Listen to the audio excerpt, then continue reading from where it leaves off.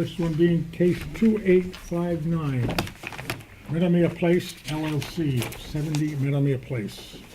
I move we accept this decision as proposed. I'll second. All in favor? Aye.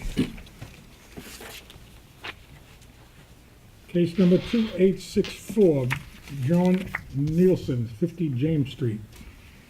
I move we accept this decision as proposed. I'll second that. All in favor? Aye. 2865, CV&V LLC, 63 Linden Lane. I move we accept this decision as proposed. I'll second. All in favor? Aye. 2866, John Sedaris, 237 Meeting House Lane. I move we accept this decision as proposed. I'll second. All in favor? Aye. 2869, Mark Greenwald, 1361 Meadow Lane. I move we accept this decision as proposed. I'll second. All in favor? Aye. Aye. And 2872, Joyce Lee Rogallen, 31 Bailey Road. I move we accept this decision as proposed. And I'll second. All in favor? Aye. Why don't you take number 2867 out of order? Do that now too, because we have Do you have a decision? a decision on that. The applicant withdrew part of it without prejudice, and we were ready on the other part. Okay, so we'll You have take, no problem if we close it? Absolutely not. Okay, first, make a motion to close the record. So moved. Second? all in favor? Aye. And then you can adopt the written decision. I move we accept this decision as proposed. And I'll second. All in favor? Aye. Okay, does anybody need copies of anything? Bear with me while I find this. Let's see.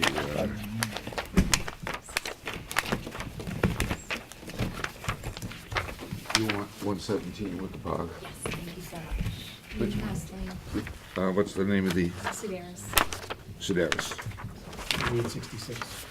Thank you very much. Okay. We have already. Yeah. Time for the cake and cookies. Okay. That takes us down to the pending cases, of course, 2746, that's adjourned. So we begin with 2847, 140 Meadow Lane.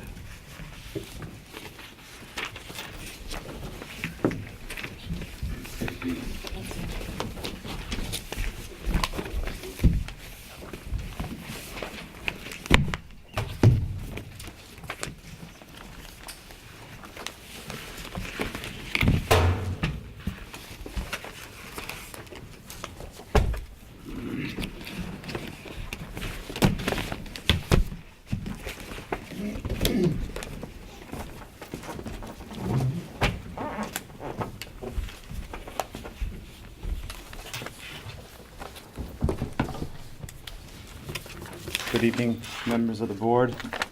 Brant Reiner from InterScience Research Associates on behalf of the applicant, 140 Meadow Lane LLC, and Doreen LLC. Just to remind the board that these are these two applications, which are pending, numbers 2847 and 2848, are a comprehensive bulkhead replacement.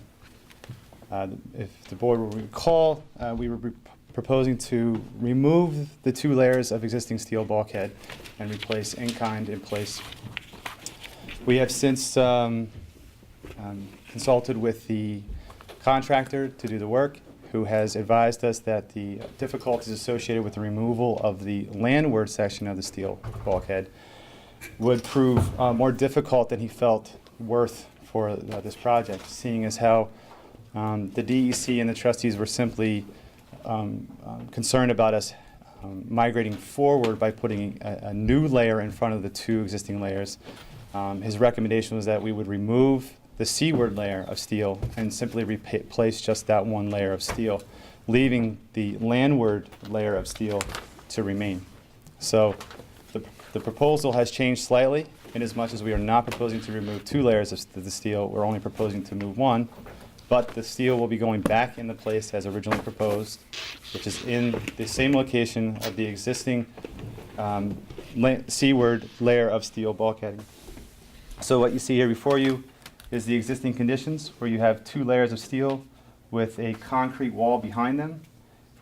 This steel bulkhead ties into an existing rock groin, which then turns and continues westward as you go along the neighboring property to the west.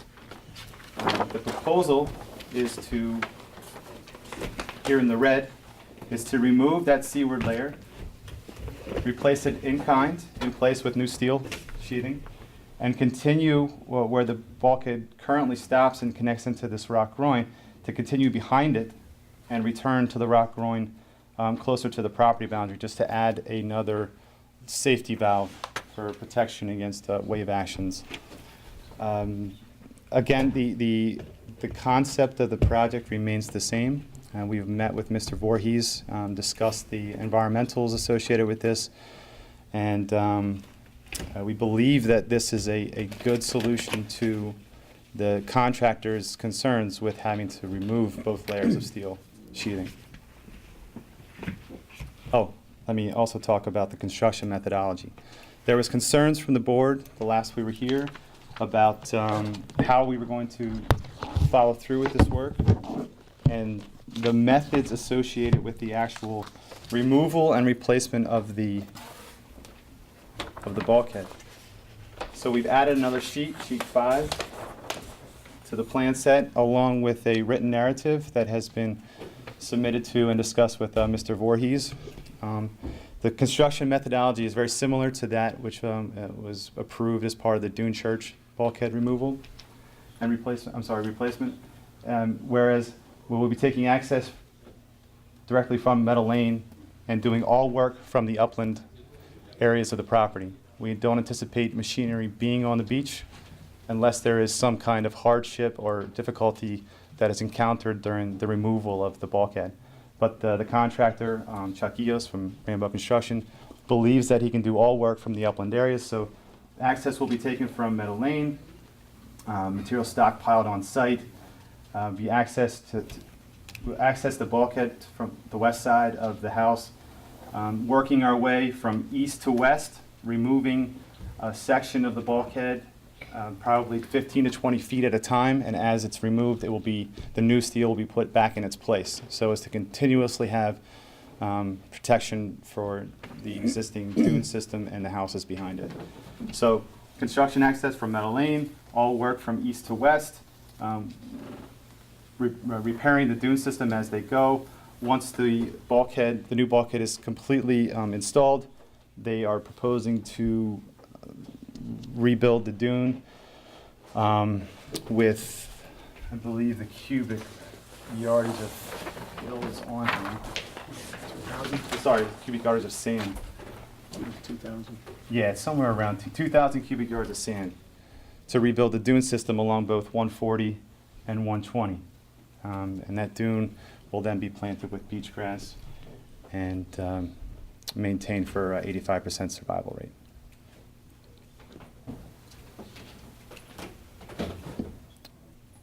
So any questions from the Yeah, board? the work road that they bring in, it's gonna wrap onto the dune surface right behind the wall?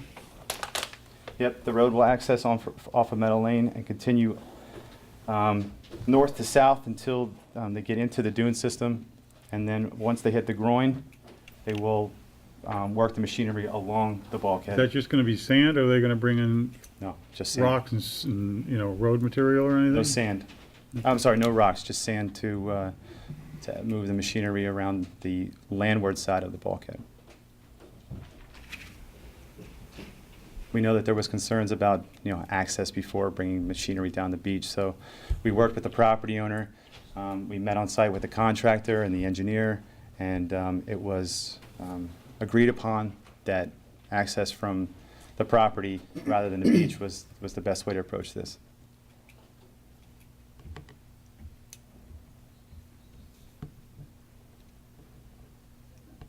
Do we have anything else? Rick? Questions? Sick? Just a couple of points. I think Brand has done a good job explaining how we got here. It was heard once before. We had expressed a couple of concerns, and these are revised plans since that first hearing. The key things in my mind are that there's currently 403 feet of bulkhead that will be removed. And then right in that place is about 487 feet. And the reason it's a little bit more is they're just bridging a small area between an existing bulkhead system and that rock groin to the west. In addition, there are hard structures both east and west of this property. That rock groin continues on the property to the west, and there's a bulkhead on the property to the east. And of course, these features already exist. So we felt that, once they were able to do the construction from on-site and avoid some of the concerns that we had over Dune Church, St. Andrew's Dune Church, where they were accessing from off-site, that was a big factor. So I don't have any questions at this time. I have a question. Do you Sure. think, with the amount of equipment, even though it's even brought on site, busy on the road, do we need a bond on this? We actually, if the board wanted to move on this tonight, I do have some draft conditions, and there are two bonds. One for performance of the, ensuring that the village roads are protected, for one thing, and secondly, to make sure that the structure is covered and remains covered over a period of time. So those are things that we had anticipated as well. And the project sponsor has agreed to those bonds. And the reason we were able to kind of anticipate that is because we had similar conditions as part of the St. Andrew's Dune Church that this board approved. I have a question for you, is that, this bulkhead, the existing bulkhead, the old bulkhead, the old wall is significantly forward of the groins on each side of it. And the problem is when you have a storm, will that cause scouring on the properties to the left and right of that? Is that going to be an issue? Well, what I can tell you is it's an existing condition. Even the first layer is a concrete seawall. There's a Yeah. layer of bulkhead in front of that, and then what they're proposing to do is remove a third layer and just replace it. But I mean, So- was that caused because they always had this old seawall and the properties on each side haven't, so they've receded, and this one, because of the protection, is now jutted forward? I actually think it's just age, and Grant's welcome to share any knowledge he has, but I think it's just the age of the structure. I haven't seen any evidence of extensive scouring as a result of this, but your concern is valid, that type of thing where it extends farther seaward does become an obstacle, and during wave energy events, you could have some scouring around that. But my comment is that it's an existing condition, and in fact, I think bridging the area where there's a gap may help with potential scouring in that particular area. That's what I wanted to add, that the existing conditions showed that prior to this section of shoreline being fortified with the rock that currently is there protecting it, that it looked like there had been some overwash into these properties, and I've heard of stories that the water would actually go into Cooper's Pond behind it. With this rock wall now, revetment now protecting it, the likelihood of that happening is now much less. And by adding this section of bulkhead that comes behind the rock revetment, we hope that will help fortify this connection that's here right now. That may have been a weak point at some point when wave energy was lapping against it. So we're hoping that this will help to protect this property and our property as well. And the replacement on this end here, we've spoken to this property owner who has no objections to our application because he feels as though keeping everything as seamless as possible is to his benefit as well. So he just wanted to make sure that this connection was going to be sufficient, and we assured him from our engineer's report on that matter that they will be connecting so that union will act accordingly to protect both properties. Is there anyone out in the audience who would like to be heard to this application? So I assume we're going to handle these two as one, right? I believe they have to act as separate applications. Is that They correct? submitted two separate applications, They're certainly linked, and in the draft permit conditions for your consideration, we have two separate ones, but they're essentially identical and they cross-reference each other. All right, we've just heard 140. Do we have to also hear the same thing for The 120? hearings have all been combined hearings. Okay, Brant mentioned that in his opening as well. that's right, Bill, yeah. So, you want to close this to decision? Is that the idea, or do you want to do more than that? That's up to you. If you want to adopt the written permit conditions that Chick has prepared, they're modeled the same as, they're modeled after the one we did on Dune Church a few months ago, or whenever it was. And we had talked about this possibility at the work session. Right, okay. And actually, that one Fine with had me, other, if it's fine with everybody else. that one, you're concerned, Dan, about, are they putting a stabilized base for an access road? That particular one had a marl base that had to be removed. There were all Right, kinds of right. conditions, so I think Brant has anticipated that. That's not part of this application, so we don't have to have those conditions. So it's up to you. Yeah, Okay, Good to me. I have a decision on each of them, 140 and 120.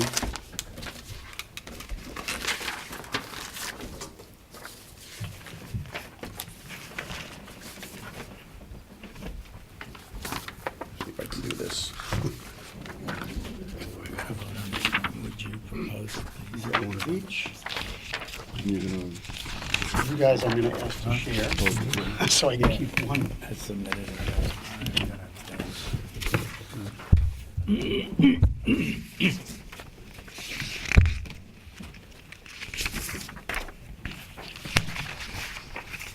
This is the decision, right? Yes, this is 140 and 120, the recommended permit conditions. And you'll also notice a slightly different format on these. For projects where we don't expect significant impacts and they could be classified as type 2 actions under seeker, we haven't been doing the full negative declaration in Part 2 EAF. And so that's reflected on here, where we have a brief description of the project on the special permit conditions, in this case, a coastal erosion management permit. We identify the seeker classification, we identify the reasons supporting the decision, and why, in our opinion, it won't have a significant adverse impact, in addition to the fact that it's a type 2. And then we have special permit conditions, and so that's reflected on both of these.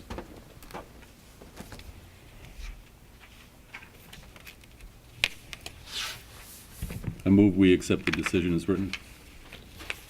I'll second. all in favor? Aye. Aye. Aye. Abstain.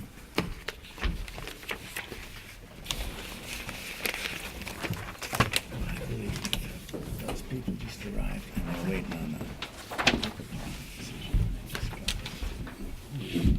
Thank you. Oh, So you might want to inform you're them. here for Wicker Park, we already did that decision. Are you here for Wickapog? We voted on a decision. The garage will be 10 feet.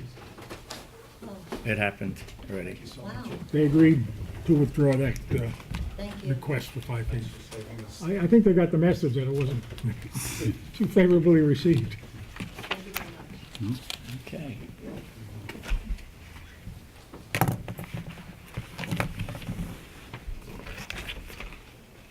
On the application of case number 2870, Douglas Taylor, 101 First Nick Lane. And for the applicant, Gilbert G. Flanagan, 21 South Main Street, Southampton. As you know, this is a continuing application. It was heard in the first instance at the last hearing. And at that hearing, you asked us to submit some additional information, which we've done in time for the work session. There were two pieces of information. One was a statement from the person who had installed the original landscaping that was required for this tennis court. And the second was to submit a revised landscaping plan which took into account your comments and also the comments of the Loeys who were here in the audience this evening. You should have all of those in your file.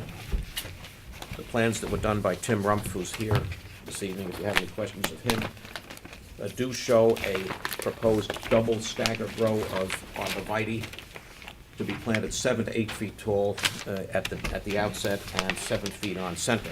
So that reflects the comment that since they were supposed to be 5-foot tall trees 2 years ago, they would have grown, so we've now actually reflected that in the plan that's proposed, and not only 7 feet, where there's, some of them will actually be as much as 8 feet tall when they are planted.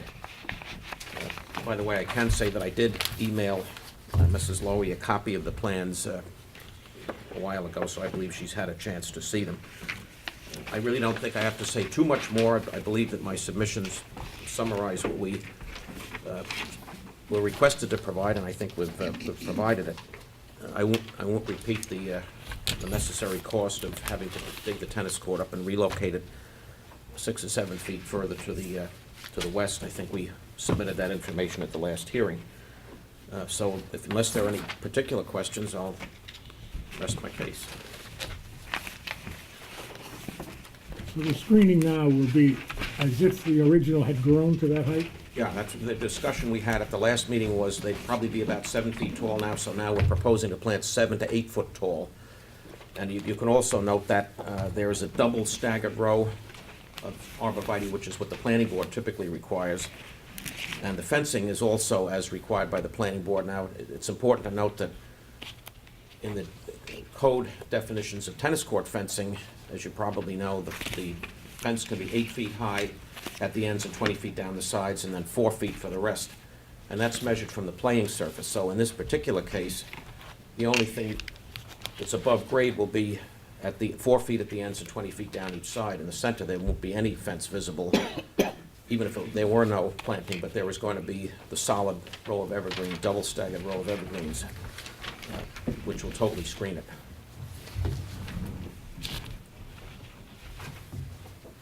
So I think we did what we were asked to do, and again, it was not my client's intention. My client was very upset, and as you know, we found out about it only when we were getting ready to refinance the property. And to say the village also would issue a C of O for what was there. However it did, I don't know. But there we are. Any questions?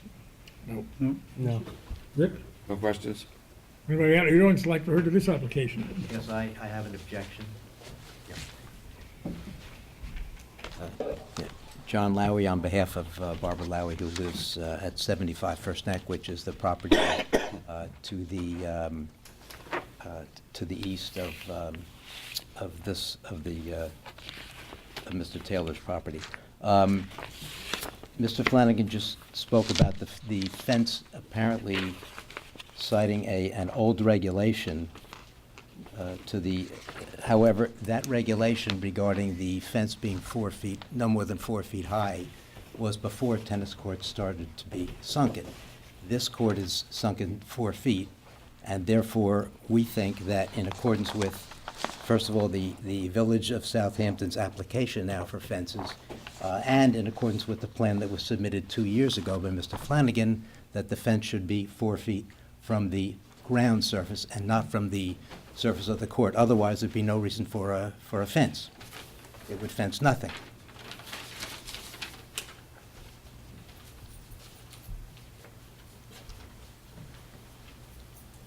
If the board wants to require a 4-foot fence above grade, I'd be willing to do that. I'm not sure that the code permits it, but if the code does permit it, we'll do it. It's as simple as that. Yeah, if you see the most recent application, from the Village of Southampton on the planning board, it does say, quote, "The fence can be located on top of the wall," which is obviously the only place where a 4-foot fence should be now. Otherwise, it would be on the court, and no one would see the fence. It would have no purpose. And the purpose for the fence being above ground and among the trees is frankly, it can actually help the trees if there's a wind or if there's snow. It can help as a buffer. So it just makes more sense to put the fence above ground. As long as it's allowed, I have no problem with it. We're going under what the code said originally, with the height was measured from the playing surface, but if the village is willing to allow it, we'll do it. I mean, that's not even an issue. Rick, did you have anything about any comment on that? No, I'm not. So the fence can go up on the wall? I'm not familiar with it off the top of my head. But we stipulate if that's allowable, we'll do it. I mean, if you want to make that, if it's permitted, we will do it. You can make that a That's condition. typically how they're done, though, on a sunken court, a 4-foot fence on top of the wall. Certainly on the end and 20 feet down the sides, it would be on top of Because the then it gives wall. you 8 feet at the end, it keeps the tennis balls on the court, and he says it will protect the That's fine with me. shrubs and bushes. Fine with me. Yes, happy to do it. Okay. Happy to do it. May I just also add that, as it was noted in the record last time, that for some reason there was no certificate of occupancy granted, and may I request, obviously, that there be a C of O this time? Of course. Yeah, it's gonna By the way, happen. we have to go back to the planning board, just so that, you know, Yeah. we have to go back to the planning board. They'll review the plan, and before anything happens, we'll have to get a C of O anyway, so no question about that. Is there anyone else in the audience that'd like to hear this application?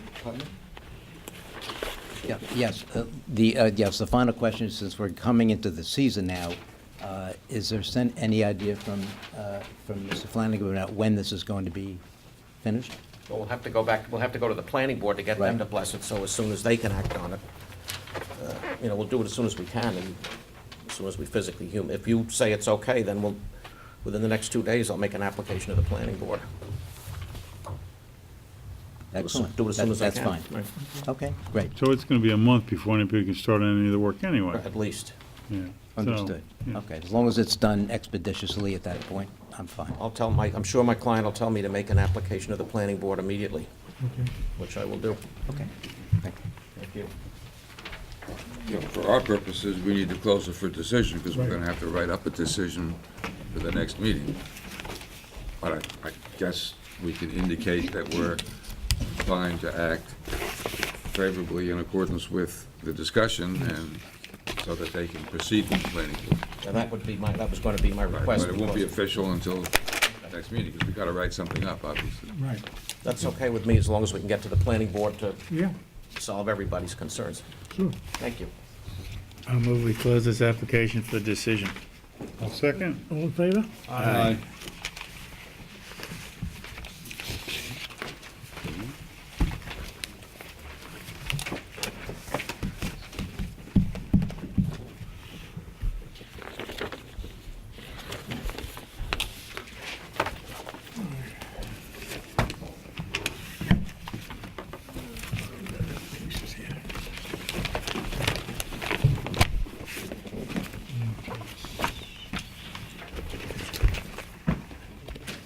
That brings us down to the new cases, the first one being Ann Titus, number 2874, 25 Bishop's Court.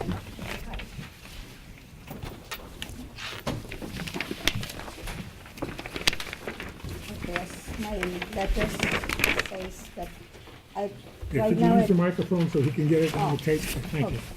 hi, as my letter suggests, 12 by 14 pool is already approved, and I'm requesting to make it a little larger, like 10 by 26. Yeah, so if you have there now, you have a small pool that's right behind the house. Right, right. So this one's gonna move a little bit to the west. Actually, no, the side is going to be the same, but I'm going to get 1 more foot from the house to the pool. So I'm making the pool from 12 to 10. It's a little Okay. smaller, but a little longer, keeping the 20-foot setback rule. Yeah, but in order to do that, part of the pool is gonna move toward the west, toward the Yes, property line. yes, I have Instead of being 40 feet off, it's gonna be 24 feet off, I believe, right? yeah, I have the survey, the new survey with the new pole attached for your review. Yes. So the current pool from the west property line is 40 feet. Yes, This one will be 24.4 feet. yes, The rear setback and the east setback will stay the same. yes.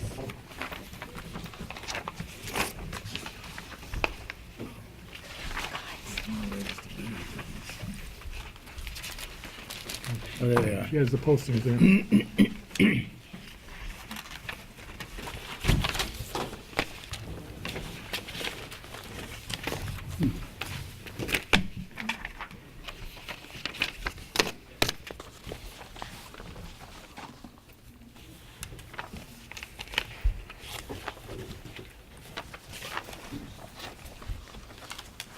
Do you have anything else to tell us? No, that's it.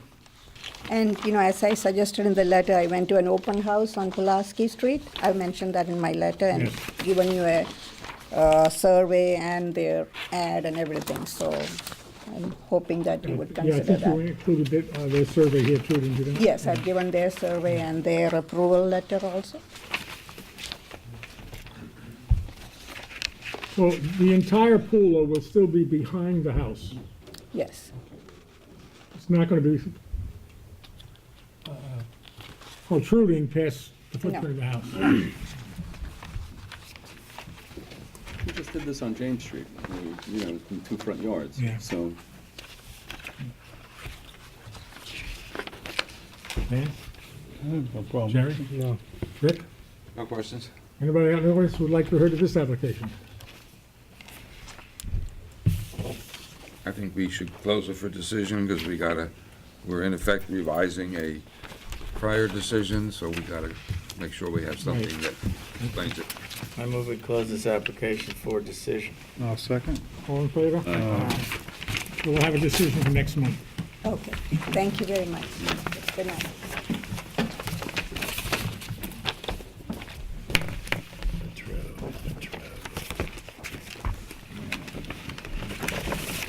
Case number 2875, Clarita and Alex Fodor, 59 Pelletreau Street.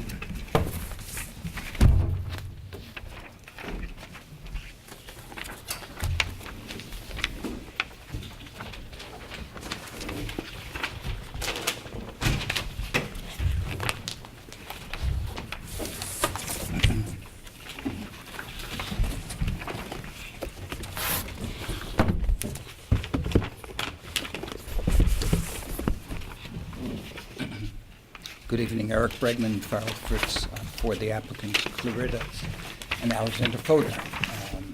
Ms. Fodor is here as well.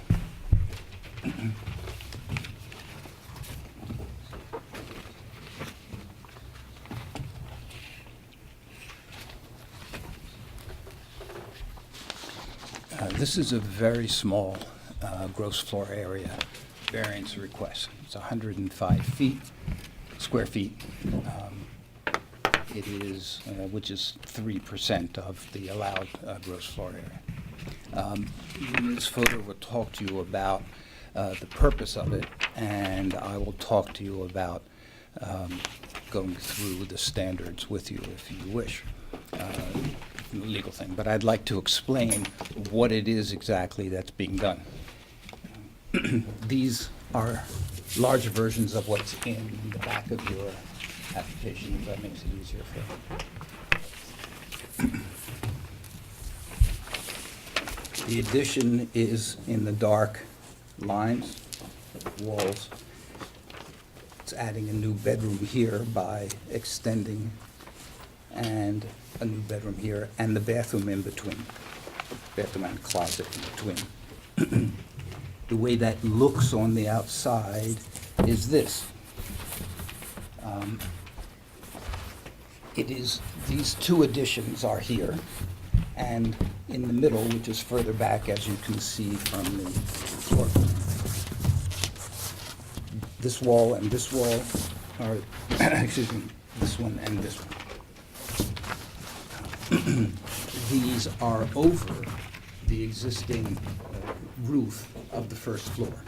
So it's not expanding the footprint or the building at all, it's just expanding over the existing roof, and you can see that here. This is the existing first floor roof, and this addition is here. So it doesn't expand the house beyond what's on the first floor. The main purpose of it, and Ms. Fodor will speak to this, is to allow the extra bathroom in between them. Without that bathroom, it would be completely compliant. That's 112 square feet, as you can see on the plans, and it's 105 square foot overage with this. And so Ms. Fodor would like to speak first, and then I'd like to go through the benefit and burden analysis with you. Hi, good evening. When we bought this house 4 years ago, we only had 2 children, and now 4 years later, we have 4 kids, 3 being boys and 1 girl. So as it stands, we have 1 bathroom for 3 boys, and as they've been growing, it's feeling crowded. So when we put up in the application to grow the room, which we already had received a permit for, we realized the need for the bathroom because there's a lot of traffic going in and out of that bathroom, being that one girl who's starting, to become a woman has her own bathroom, and then there's 3 in 1. We spoke to our neighbors, the only neighbors who would be affected by the construction before we started everything, and they approved. We even have a letter of approval with our application. It's a small area, and we really need it. It would maintain a lot of family harmony. The reason for the design of the bathroom like that is because of the gabled roofs. It's the only way it would fit to make it appropriate and not damage the gabled roofs. We love Southampton, we love our neighbors, and we love our home. Because we bought it already built, we can't fit it any other way. Otherwise, we would have probably designed a second floor that was more accommodating towards our family. But financially, that's not possible. Thank you. Do you have plans of the existing second floor? I don't think so, but you can see what was there, the lighter color. Yeah, that's the shape. I don't know if the rooms got reconfigured or, you have a new bedroom, but Right. there's something there now.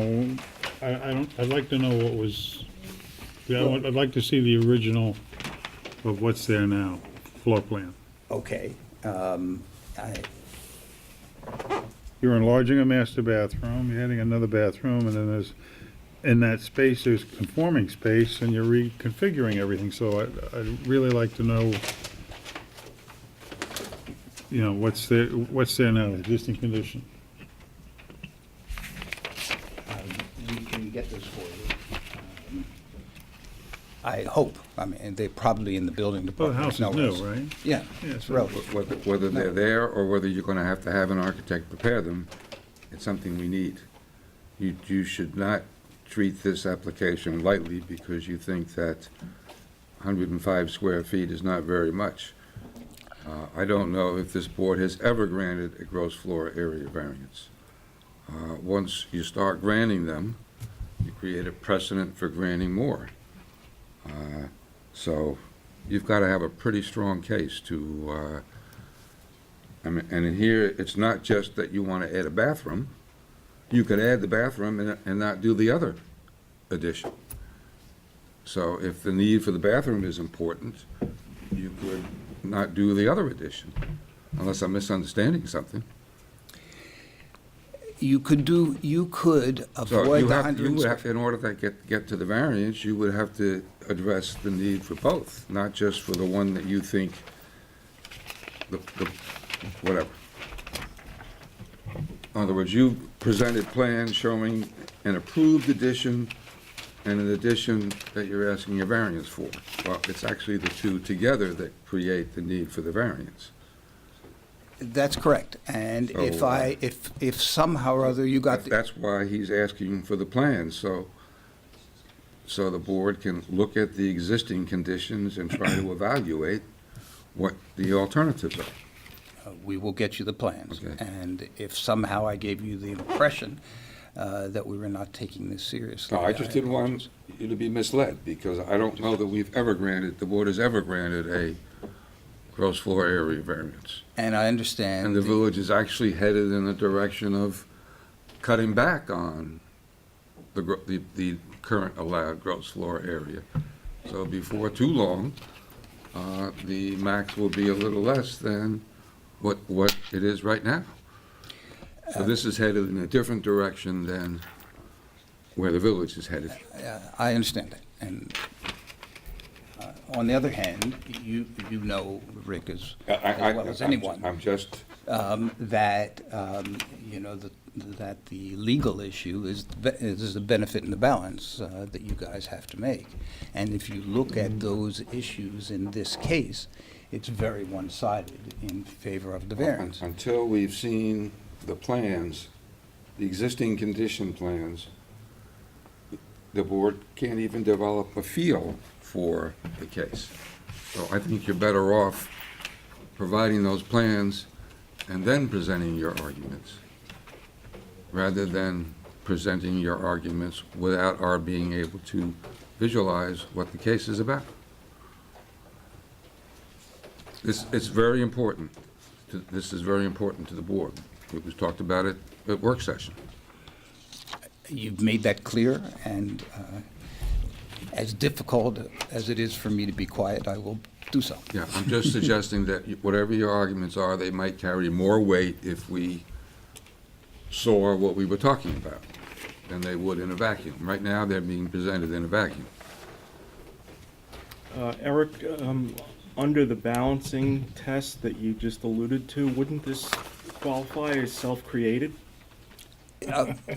Sure, absolutely, and that's why I wanted to go through all of them. And self-created is not, ultimately determinative. It's self-created because they bought the house knowing what the rules are. All right. It's not self-created in the sense that they built something that, the classic thing, you put the house in one place and then you have variance for the pool because you did something themselves. They didn't do anything themselves. They bought this house and they're trying to make the second floor accommodate their expanding family. That's what this is about.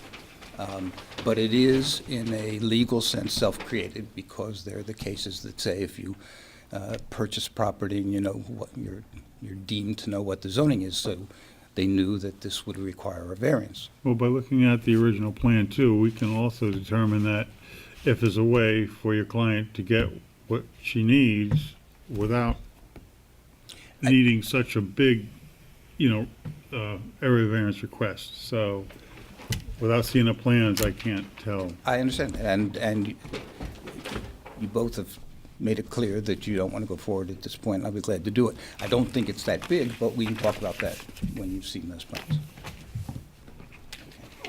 Is there anyone out in the audience who'd like to hear of this application? So what we're gonna do is adjourn this for all purposes then. So moved.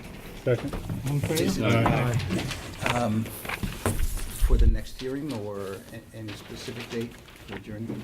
The next hearing is June Whatever the fourth Thursday is. June 26th, Yes, but we're adjourning to that date. 25th? Yeah, we're adjourning till that date, yeah. Yes, thank you. But if you get the If you floor get- plans in before the work If you session. get the plans to the board before the work session, then they'll be able to look at it before the hearing. We'll get them as soon as we can. If we don't get them until after the work session, they won't see them until the hearing. So the sooner you get them filed, the better chance it is that they'll see them. Fine. I have the original of the neighbor's letter. Do you need that in the record? There's copies in the attached to it. Yeah, we could do that. We have it? Oh, it's the original.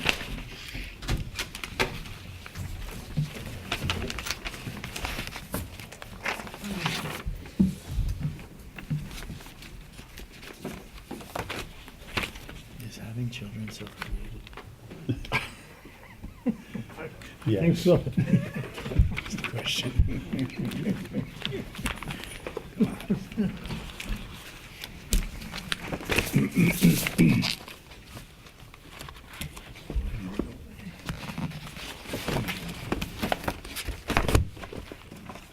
Case number 2876, 1280 Meadow Lane. Sometimes you just have to go to the house. Just like where your house. Yeah. Good evening, board members. Wayne Bruin, O'Shea, Marcinsick and Bruin, Lisa Poyer from InterSciences to help us with a couple boards. Millies.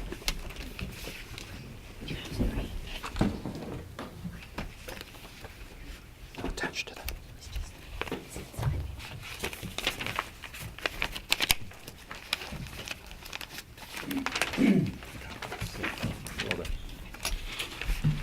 So for the record, we submitted an affidavit of posting and mailing.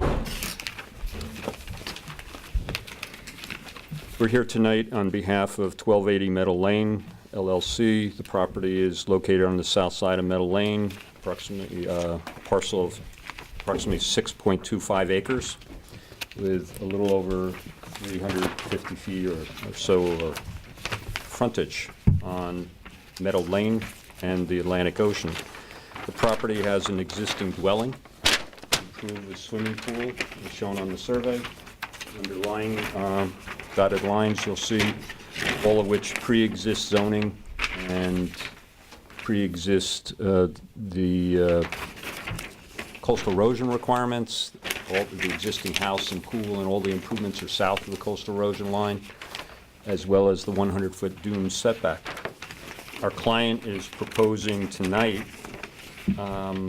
strictly an application for a proposed tennis court within the required front yard. We also have what we call 2 vaults, which would be a place for a generator and utility and storage vaults. I'll identify where those are. They would be considered accessory structures also located within the required front yard between the principal dwelling and Meadow Lane. And lastly, we're seeking... describe it as in a front yard, not a required front yard. Okay, you're right. As corrected by your counsel, it's the front yard, not the required front yard.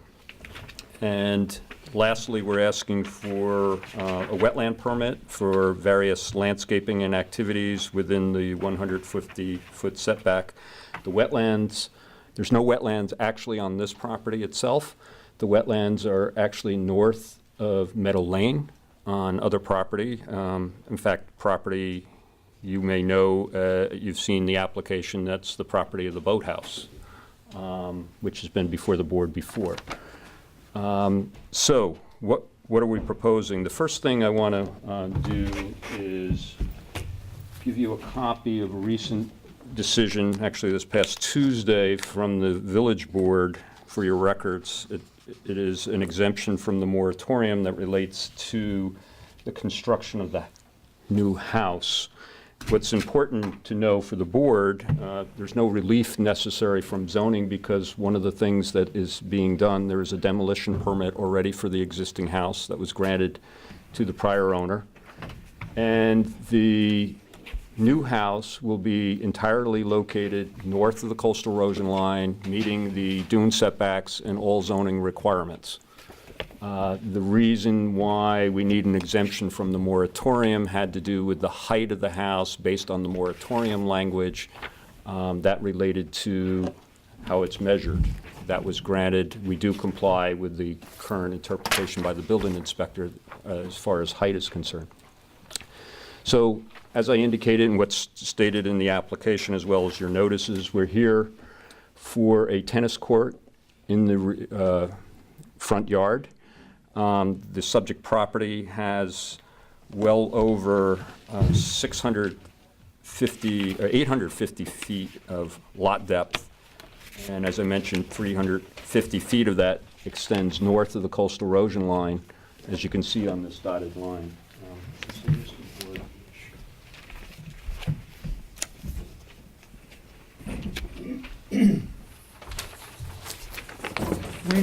What's the purpose of all these vaults? You got vaults all over the I'll place. explain those in a second. Okay. Okay.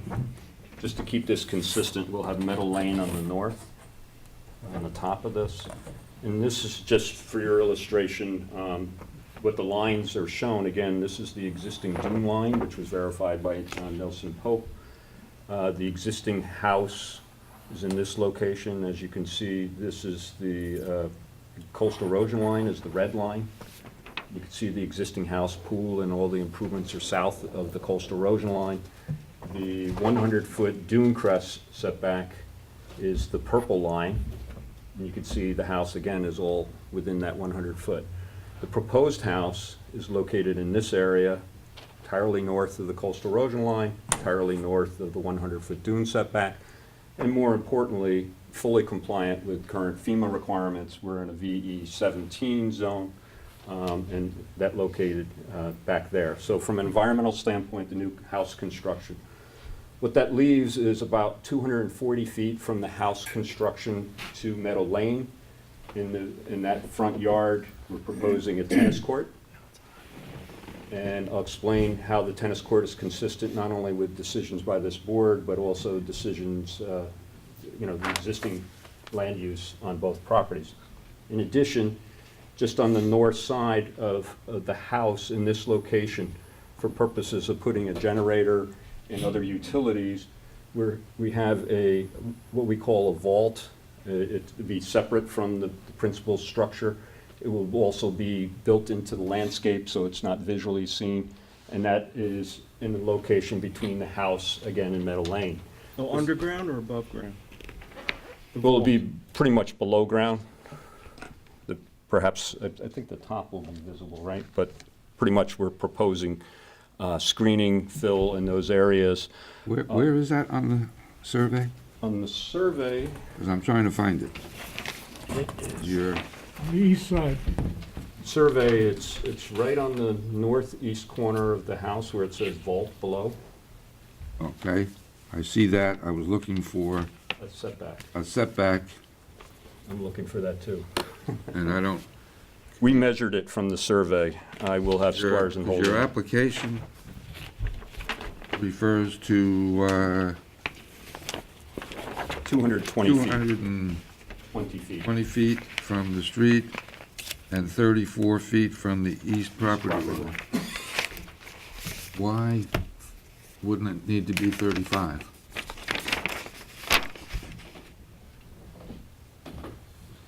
Well, that's a good question, but we'll make sure it's 35. I have, we were treating as an accessory structure, but I'm not sure. And the requirement, I think, is 35. Okay, we'll check that. That's what you have for the tennis court. Right. The other one is a vault that is actually connected to the tennis court. As you know, the tennis court will actually be sunken in the ground, typical of Meadow Lane. You know, we actually place fill because you can't really lower it in the ground as required by your code. At the south end, there'll be this area, a vault area, which will be also utility storage, and there'll be storage area for patio furniture and light that associate tennis. Does it have a roof over it? Yes. Yes, both of these will have roofs, they're covered. But again, this would be built into the grade. This is all would be filled, related to fill around the house. More structure than a vault, really. It's like concrete walls with a roof on it, with a door going into it, electric in it and all of that? No, well, I'm not sure, will there be electric in it? Gonna have Probably a light. light, a single light. Right. In any case, that's located on the north side, and we will get that setback on the survey as well. That's approximately 42 feet from the west line and 210 from the northerly line. The tennis court itself is in the front yard. It is a little over 90 feet from the street, which meets the accessory setback, required accessory setback from the street. So that meets zoning requirements as far as setbacks for accessory structures, although it is in the front yard. The tennis court, and Chris LaGuardia is here, and Dan Thorpe from LaGuardia Design. They can explain the landscaping associated with that, which is typical what this board and the planning board have looked at, so there's no screening. But with respect to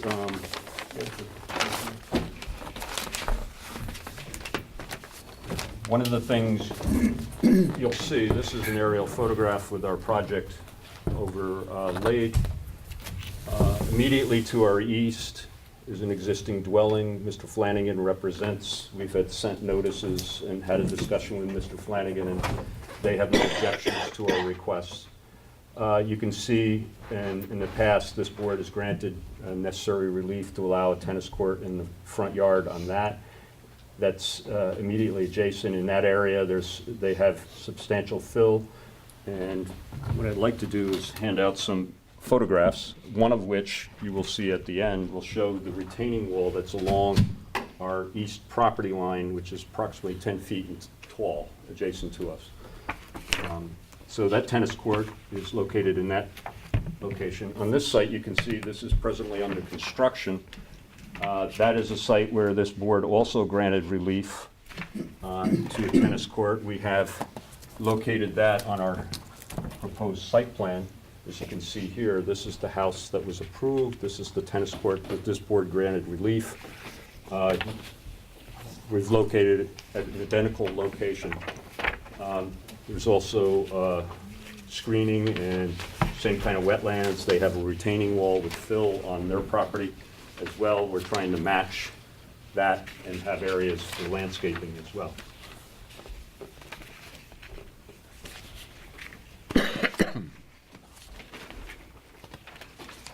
With respect to the wetland, You have like 3 retaining walls you're putting in, right? it's a stepped retaining wall, and I'll have Chris LaGuardia, maybe Chris. You're going up with each one of those? Correct. And each one is how high? Because I'm having trouble getting an idea of how quickly we're going, because it's like you're lifting everything up in the air real high so you can dig a hole and bury a tennis court. I mean, it's like, it seems. I can talk to that a little bit. Okay. I'm Chris LaGuardia, landscape architect from Watermill, New York. I moved here in 1984 to work for George Lynch and Dean Peterson as an apprentice. My first job was on Meadow Lane, Bob Sillerman's house, and many others along Meadow Lane. I worked for Norman Jaffe for many years, and the sort of paradox of a sunken tennis court on Meadow Lane is that you can't sink them. The groundwater's too close to the surface of the existing grade, so you can't get the necessary drainage structures in. So minimum height for tennis court is at least elevation 8 or 9. Our existing grades there are maybe 7. So you literally build the court at grade, then you build the walls, then you bring fill in around it, and now you've met the village code. So that's a starting point for tennis courts. What happens then is you end up with a mound in the middle of your property. So in order to, in the bigger concept of our site plan, to make this look natural to the dunescape we're trying to create, some walls are required to screen the neighbors out. You're allowed to, John Foster for years has allowed us to put in a 4-foot wall, step it, 4-foot wall, step it. And that is up and down Meadow Lane in many, many places. I've worked on many of the homes myself. Good example is Cooper's Beach, a Jaffe house on the east side of Cooper's Beach. You can't even see anymore. It is 3-tiered walls. So it's a necessary sort of device to allow us to plant things, for the most part, that don't grow more than 15 feet high, to help screen buildings from each other. So this is a multifaceted approach to the use of fill and retaining walls in regard to tennis courts and the overall site design. So this is no different than many of the other homes up and down Meadow Lane. Chris, could you explain some of what we're proposing to do within the first setback from Meadow Lane? Bob Sillerman's house I worked on in the early 80s, and I think is the finest example of landscaping on Meadow Lane. That's our model for many of the other homes I've worked on, Calvin Klein's, a lot of the big site planning projects. Sillerman's was it, and I learned that from George, to create this dunescape that rather than try to wall off the house from down here, you actually do it through a whole landscape of low plantings and undulating landforms. So you don't end up with a mound here for the tennis court, a mound here for the sanitary. You actually contour the whole thing. Just take a drive up Meadow Lane and you'll see it. Here, as you know, Meadow Lane does get some partial flooding up and down it. We're actually taking that water off Meadow Lane and dumping it into 2 low points we're creating to create an environmental drainage basin known as a rain garden. Pretty popular term now. There's a large one here, another large one here. That's going to alleviate any problems of drainage along Meadow Lane. So we're sloping down from Meadow Lane, not up. The main ingress to the property starts here. This is a typical road alignment for many homes on Meadow Lane. It's serpentine because it gradually climbs up to the house. So you're gradually filling. The more serpentine it is, the longer it is, the more gradual the driveway is. So, you know, it's sort of like the elbow connected to the wrist bone. Everything's connected here. So this, the resultant look of this area is contoured, but the plant material in this area is all natives. It's meant to reflect what's across the street. It's meant to reflect the overall context of Meadow Lane. Native plants, it's not just for aesthetics. It's to create habitat for wildlife. It's to, well, by being native, we know they'll do well.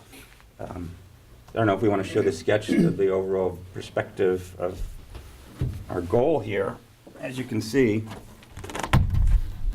the landscape is not a row of plants. It is a graded approach to a dune restoration, and it's done gradually as it works its way up the site. there's no walls or edges here that you might see in a plan view. That all dissolves. It's part of what we do in terms of fill and retaining walls and plant material working in conjunction with each other to screen the tennis court, screen houses. A thing that's changed over time is the Japanese black pine has met its demise. It was our best plant for screening homes. You can't use it anymore. It's been infested with beetles and such. So we're reliant on smaller size pieces to work with. And this whole stretch across Meadow Lane, as you can see, it's American beach grass, bayberry, shad trees, blueberries. It's a whole thicket that creates a whole ecosystem that is really what it all used to be down there. So no privet hedges, rosa rugosa, or any of that stuff. So that's a good overall look of what our ultimate look is. Yeah, I still have a hard time getting a grasp, because what's the grade change from that to your neighbor's property and his tennis court? Like from there, how? They have a retaining wall they installed just You recently. said it's about 10 feet tall? Right down the property line here, the adjacent wall is about 4 feet tall. 4 feet tall. Our wall, well, that one you're talking about. Oh, no, that one. Okay, This- that one's 4 feet tall. 4 feet, same as theirs. And then you're gonna add 3 more 4-foot walls? 2 more. 1, 2, which is level with their tennis court. So that gives us this big flat area at the top of the tennis court. So so the grade change between that and the neighbors is 8 feet? Yeah, I'll just give you the exact number here. It's 16. It's about, it varies because this is actually sloping along here. So at this end, it's bottom wall 5. Yeah, it's about 10 feet. But again, it's solid planting. I mean, you need it. Again, plants don't grow very tall down there. This is a nasty, tough place to grow plants from experience. So this device allows us to create this thicket.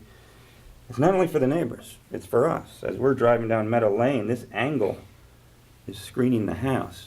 And so a lot of the older houses I worked on, you can't see the houses anymore because of this big thicket of plant material. Cooper's Beach is a great example. So that's what this is about. It's nothing we haven't done for 30 years. I'm dating myself. But up and down Meadow Lane. So again, back to the tennis court. We got it at elevation 8. I wouldn't dare build it any shallower than that. I mean, after the hurricanes, there's some courts up and down Meadow Lane that they filled up with water, like a pond. 'Cause there's And you're generating all that fill on site? No, we are bringing in some fill.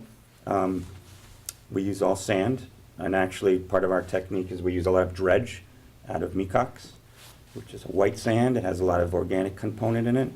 So we cap everything with that, so it looks very natural, and it has a lot of natural fertilizers in it.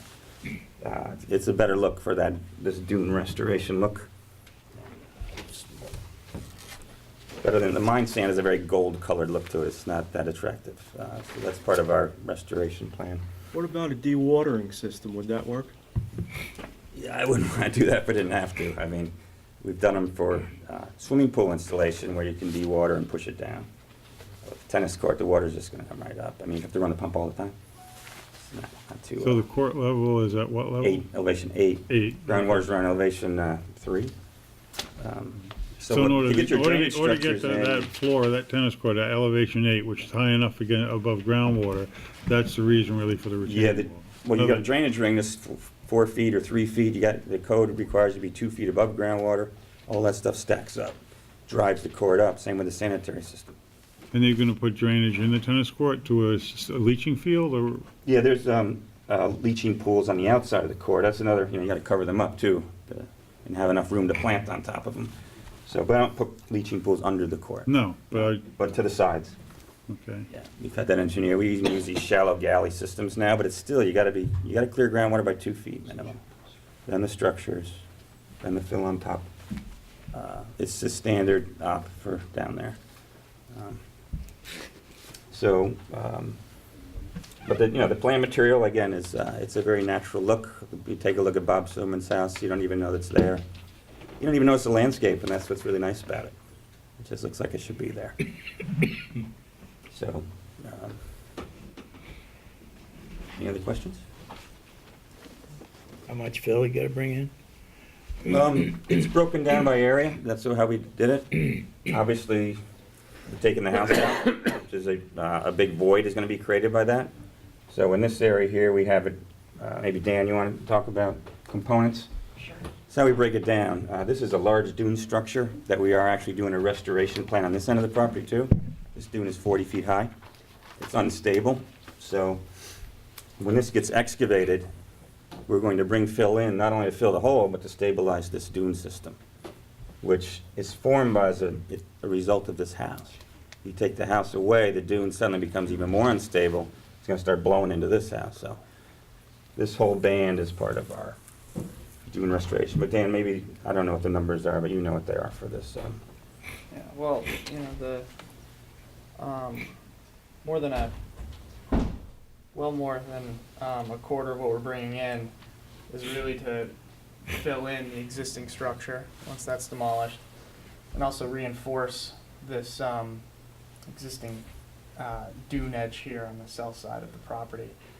We also have a big sanitary system at the front of the house and another sanitary system to the northwest of the house that is going to require another almost quarter of the amount of fill we're bringing in just to cover those zones. A very little amount of the overall fill, less than 10% of what is going to be brought in, is going to be north of the 125-foot wetland setback off of the wetland boundary, which again is north of Meadow Lane. So in this zone here. Again, some of that is to mitigate the tennis court being the elephant under the rug thing, that we were going to roll this down into here. Well, you're at 60%, you still have Yeah. 40% more fill to go, right? Yeah. Which would be the tennis court area? Well, around the tennis court, so we need, like Chris had mentioned, the concealing those drainage rings around the tennis court, filling in around the tennis court just to sink it in general to meet the village code. Filling the driveway. I mean, you got to get up to the house and without letting this thing look like it's on stilts, which is not something the village wants. We are gradually filling the site in an undulating dune restoration landscape. It can't just be flat. It's not going to look appropriate. How much fill are you bringing in? Total, 17,000 cubic yards. Which involves 850 trips back and forth, that is. We do a lot of work in this area. We just got approval for, was it 20 Gin Lane? 20 Gin Lane, yeah. We're bringing in 7,000 yards of fill, and that property is this big. So proportionally, we're not doing anything out of the ordinary we haven't done in the past. Where do you get the dredge material?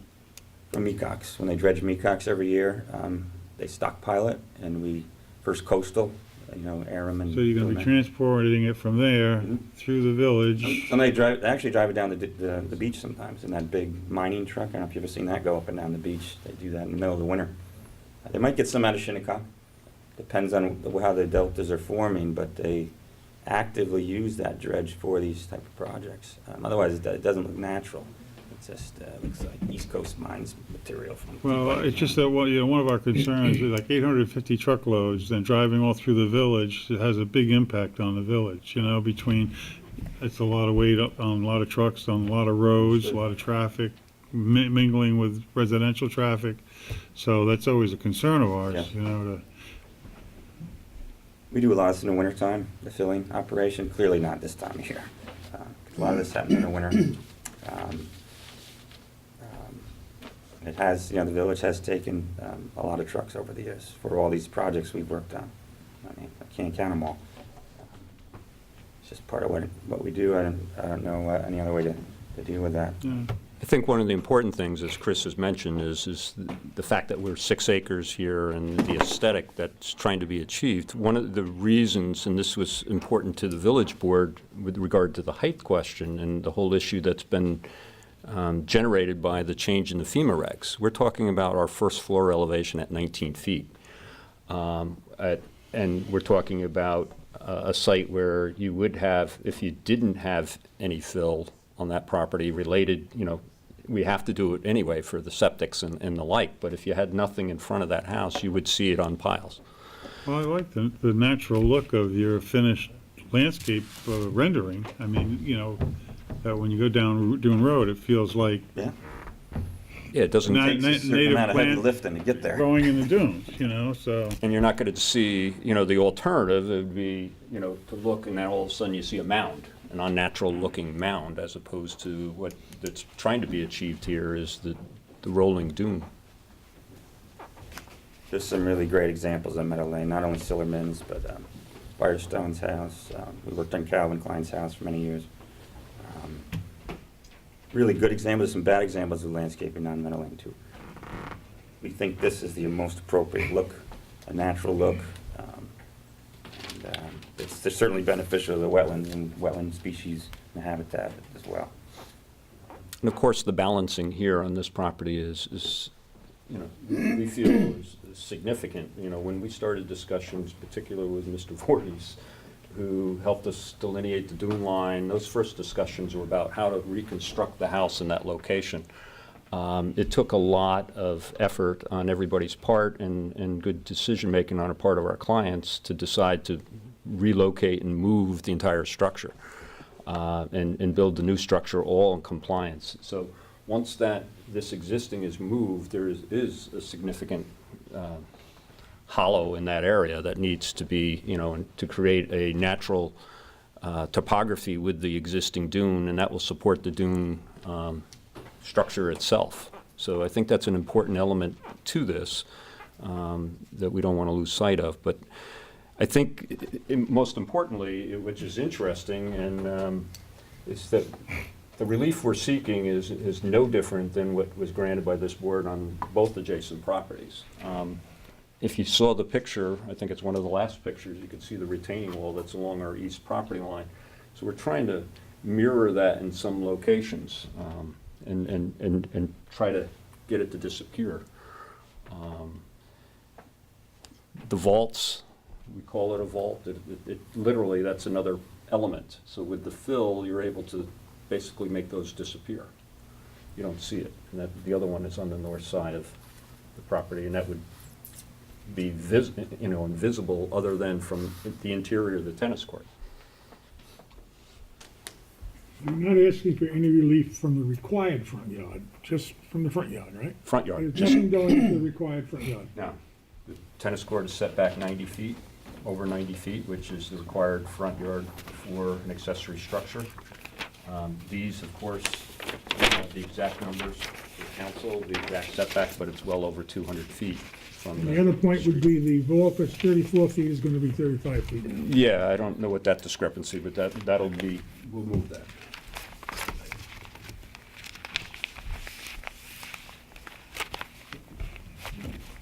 Anybody? Rick? No questions? Chick? A couple of things. I think Dan was sort of going in the direction of trying to understand the retaining wall system, particularly on the west side, but also on the east side. And I think maybe a cross-section would help, just to show those steps and the elevations and the relation to the retaining wall on the property to the west. I didn't see anything in the package, but I think that would definitely help.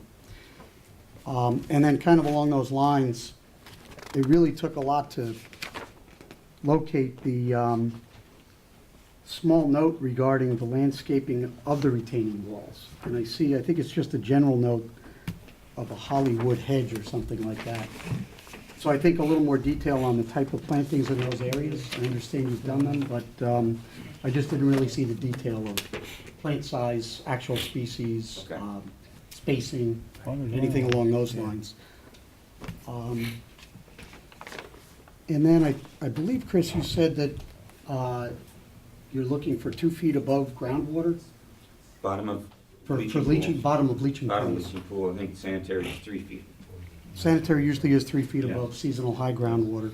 And just on L4, I think maybe an explanation of the drainage system, because it looks to me as though there's some sort of a collection pan under the driveway, and then there's a leaching pool off to the side that appears as though the bottom of it is at groundwater. And I just wasn't clear on that, so maybe an explanation of that. And also, I didn't see, as we're talking about groundwater, I didn't see a test hole. I assume there must be one, but I didn't see where there's one located on the site that, Okay. that allows you to establish the elevation of groundwater. It's on the survey. Yeah, I- One of the main I looked on the surveys, Yeah. too.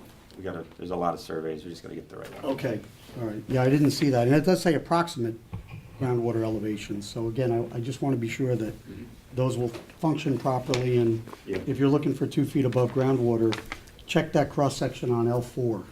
Okay. The other thing, you show a ton of drywall sort of scattered down the driveway, in Yeah. and around the driveway. It's like, Sure. there's like 12 or 13 of them.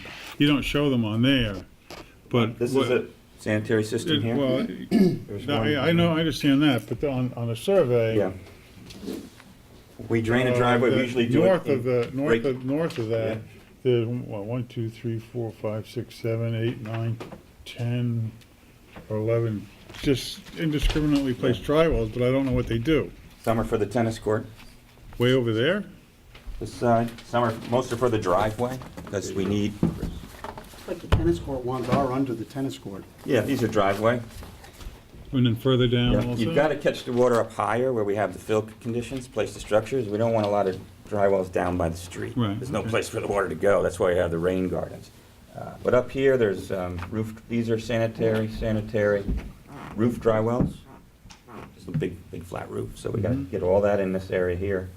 These are driveway dry wells, driveway. I'm sure all these are. These are So roof. are you putting them right in the driveway then with grates on them? Is that how you're doing Yeah, it? they're well below the driveway with a structural slab, and then there's all piped together to maybe 1 or 2 open grates in a little catch basin. Typical how we do that. But it just, you need a lot. To keep that water from gushing out onto Meadow Lane, you gotta break down the watersheds into smaller areas. So we've got it covered, and, And then just while we're on drainage, I think you should check between the plans. I think what Dan is asking about is confusing. The survey itself has dry wells, and I mean, just one example is there's 6 under the tennis court, and the landscape plan, again, on L4 has 12 under the tennis Yeah. court. And they don't seem to be consistent Yeah, well- between driveway pools and everything else. So I think, again, if you're gonna go to build it, it should be yeah, the consistent. civil engineer put them under the court. I said you can't, because too much settlement on the court On the surface. landscape plan under the Yeah, court, we're gonna too. pull them out. Okay, all right. Are so there that- calculations for how much water is generated and how much you're trying to absorb on the property between roof drainage, driveway Yeah. drainage, tennis court Yeah, it's drainage? broken There's a chart down. right There's here, a along this whole side. driveway watershed, tennis court watershed, and roof and structures and terraces. It's on L4, if you have the LaGuardia set. Yeah, We work with Maresca Engineering on it. There's some overlap with us, with those guys all the time, so. And then I didn't see a note to confirm that the driveway is gonna be pervious material. I know there's a pervious driveway there now that's gonna come out, and typically, I've always looked for pervious material, so. We can do that. Just a note to Yeah. confirm that. And then just a couple of kind of setback-related questions. Obviously, we understand the dune, which I agree wholly, it's a great benefit.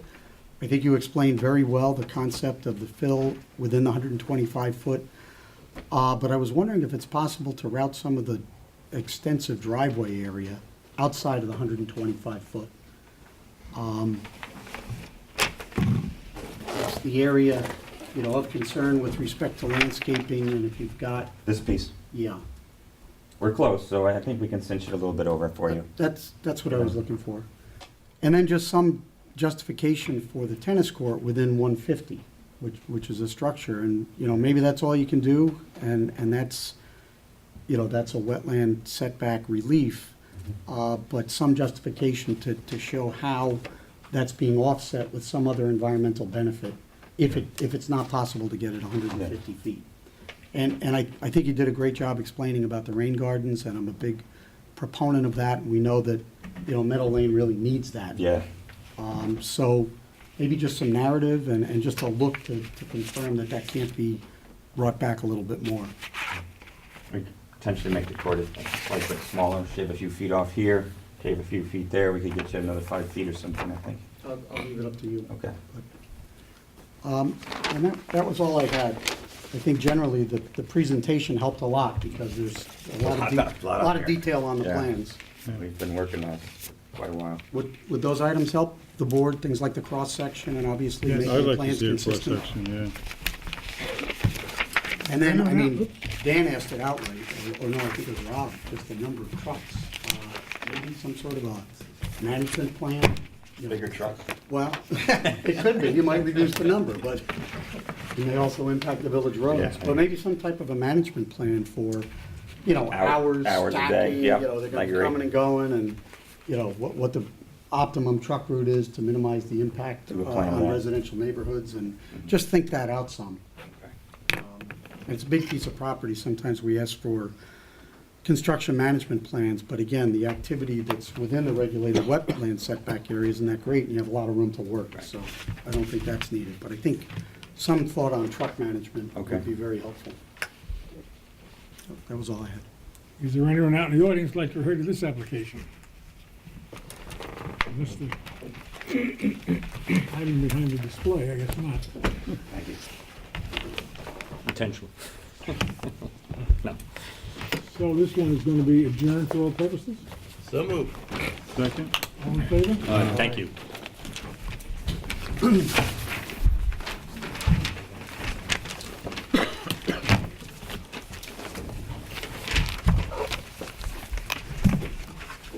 Nothing from the audience here,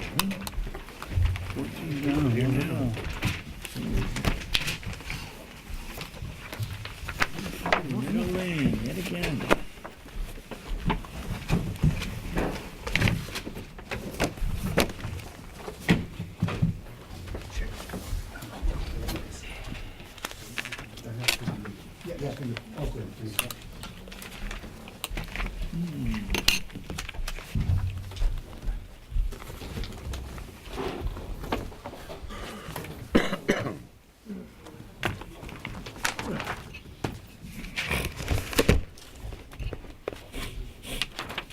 Thought it looked familiar. The last thing in the world any of us right now needs is another presentation on a tennis court on Meadow Lane's Oceanside, but I didn't write the agenda, and so I'm going to try to do this in a On the speedy manner. application of case number 2877, 140 Meadow Lane LLC, 140 Meadow Lane, for the applicant. Good evening, Mr. Chairman. My name is Anthony Tohill. I'm an attorney. My office is at 12 First Street, Riverhead, New York.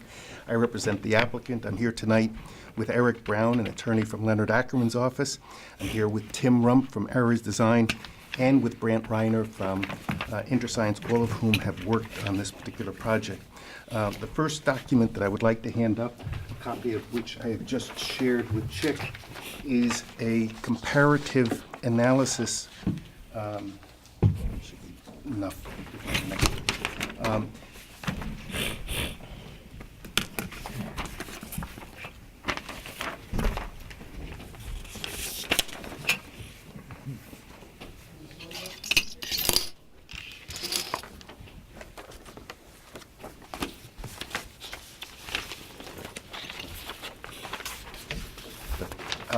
This document will be helpful because it sets the application in a perspective under the wetland setbacks, the zoning front yard setbacks, the dune crest setbacks, and the coastal erosion hazard area setbacks. So it consolidates everything and places it on one document, allowing you to focus on what we're asking.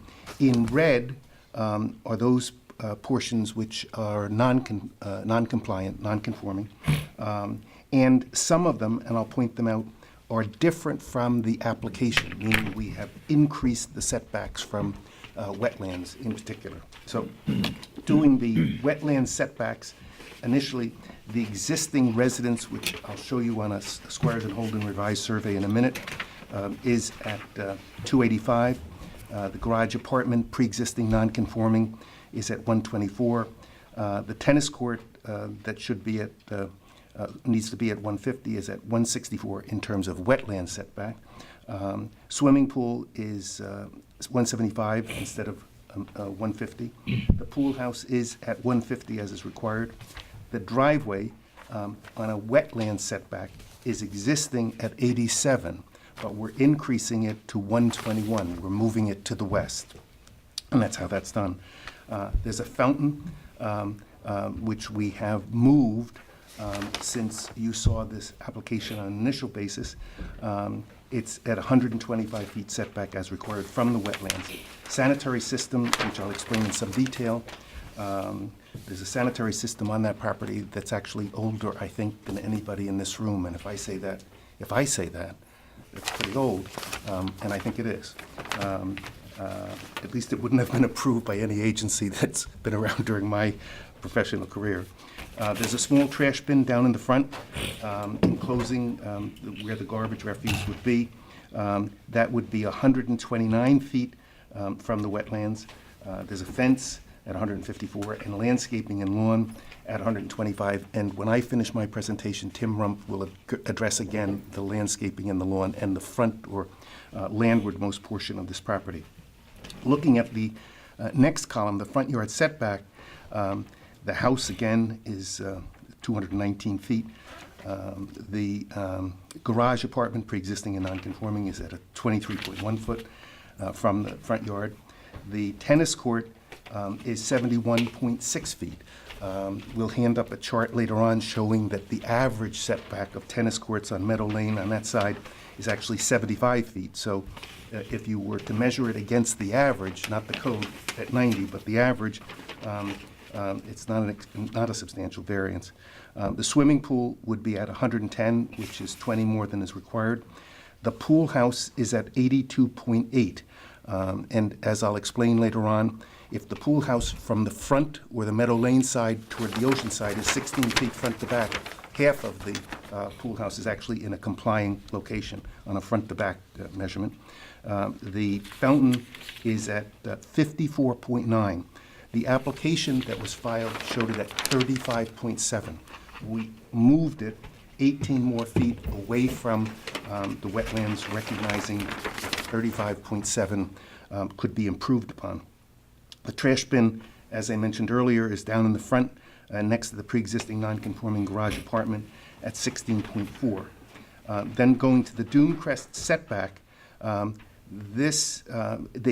third number there in red, the 82.4, deals with the tennis court. Nothing else is changing.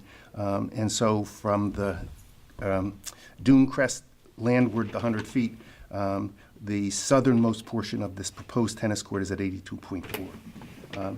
Then the last column, which is the coverage seaward of coastal erosion hazard line, there is an existing residence, which is not changing. It's on a slab, 4,997.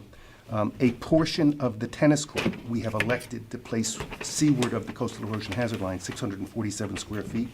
And then the driveway that exists now has 3,778 square feet seaward of the coastal erosion hazard line. We're going to reduce that to 1,525 square feet. So that's the whole of the application on one document. There is a mistake on the last page in the conclusion paragraph, page 4 of the application. I just want to note it now. It calls out the swimming pool at 71.6 feet from the front lot line. It's actually 110. So I just wanted to get that out of the way. The next document that I would like to hand up is a survey by Squires and Holden, which is revised as of today, May 28, 2015. There were errors on the survey, and we wanted to get them corrected, and so Bob Smith was extremely cooperative. And so there are some things that I want to point out, 9 different items on this survey. So this one takes the place of the one that's in It front does, of you. it does, yes, thank you. So it's last dated, oh, there it is, May 28, 2015. Everybody okay? Yeah. The first item that I wanted to point out is the existing sanitary system. The existing sanitary system appears in 2 places, and you're going to need your best pair of glasses to see each of them. The first one is immediately seaward of the existing garage apartment in the northwesternmost corner. Marked by Bob Smith's notation concrete covers, and there's two of them. So that's the existing sanitary system for the garage apartment. Does everybody see? Yes? Okay. The second system, which is for the existing two-story house, is located at the immediately east of the northeasternmost corner of the house. And there is a depiction of a new sanitary system marked by ST for septic tank. Yes. Immediately next to the septic, immediately next to that circle with ST in the middle are two little circles. Again, marked by the language concrete covers. You see them? Yep. That's it. That's the existing sanitary system for the house. So part of what's happening here is that next to that pre-existing system would be the new sanitary system marked with the 6 squares or rectangles and the septic tank. And then to the left of that, or to the west of that, going toward the southern end of the tennis court, is the sanitary system for the existing garage apartment. In other words, the effluent would be pumped up to that point in order to completely change the existing sanitary system. So that's one of the things that's being proposed here. The second is the fountain setback I mentioned earlier. If you can see the fountain labeled proposed reflecting pool and fountain, that had been earlier 18 feet less. It's now at 54.9. The third item that I wanted to point out is that the property has an existing bulkhead. So Bob Smith describes that as existing bulkhead. It moves from the easternmost portion of the property, including the adjacent easterly parcel, westerly, and this survey doesn't show it, but if you look on the parcel to the west, you'll see another existing bulkhead called out. It's a revetment, and that revetment continues and connects to the existing bulkhead on this parcel. So the entire property is either revetted or bulkheaded. The next point that I wanted to show you is the proposed tennis court. I had mentioned earlier, a portion of it is in the coastal erosion, within the coastal erosion hazard area. It's 647 square feet, so that you can see the coastal erosion hazard line. It crosses the southern or seawardmost portion of the proposed tennis court. If you were to calculate the area within the beveled southern end of the proposed tennis court, that is 647 square feet.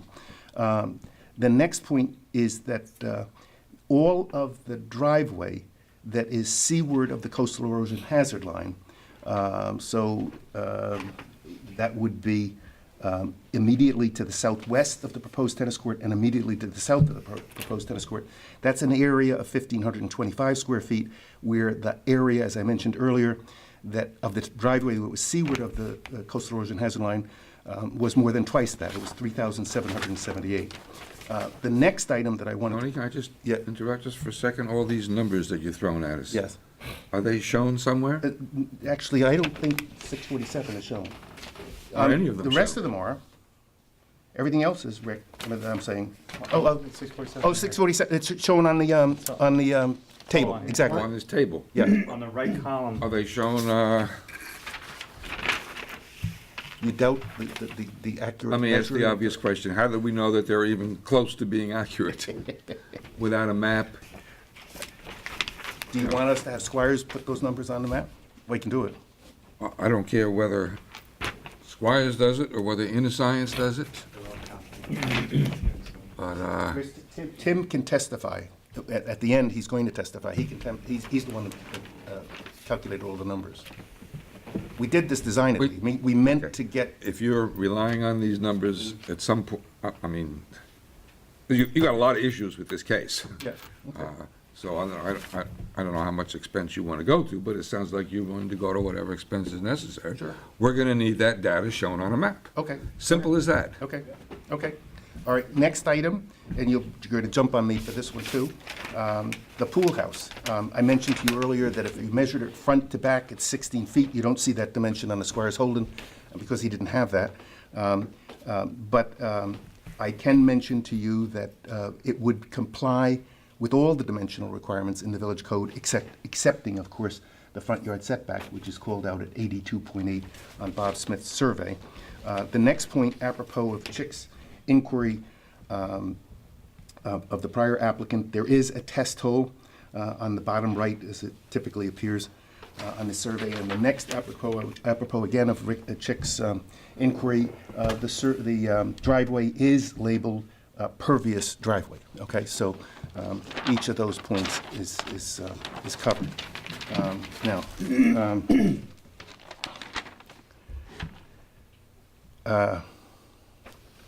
okay.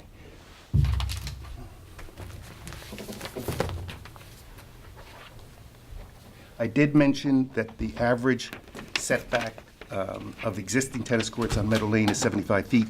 I'm just handing up one copy for the file of the analysis of all the tennis courts on the south side of Meadow Lane. This proposed tennis court is not 120 by 60.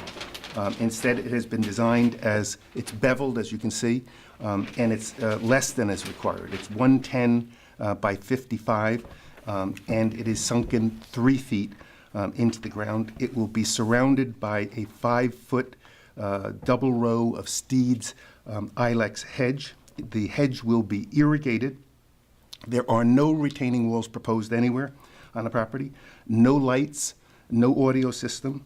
By a Cultec system, all the surface water on the tennis court surface would be recaptured. The elevation of the tennis court is 7.25. The fence around will be 4 feet. There will be no fill within the 125-foot wetland setback. We estimate we don't have this Small number. amount, Tony. Huh? The grading plan shows a small amount. Yeah, of fill. Yes. Yeah, we estimate 500 yards, fewer than But 10 you said trucks. no fill. Yeah. I mentioned that we will encroach 647 square feet with the tennis court into the coastal erosion. And I mentioned earlier that the dune crest setback with the tennis court is set at 82.4 instead of 100 feet. The nearest neighbor to the west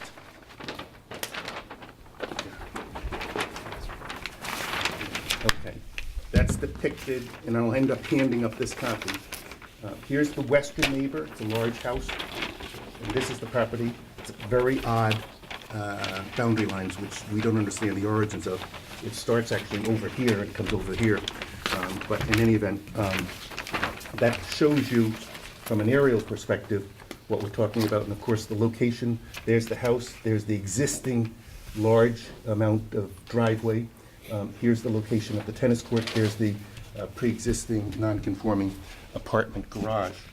Here is a photograph, which I will hand up a single copy of, which depicts the view to the west. So here we are standing where the tennis court would be, and that gives you an idea of what one would be looking at. It's fairly heavily vegetated, long-term. A lot of the material is dead. Tim will discuss in some detail, and so will I, the effort to compensate with all new plantings along our side of that common boundary line.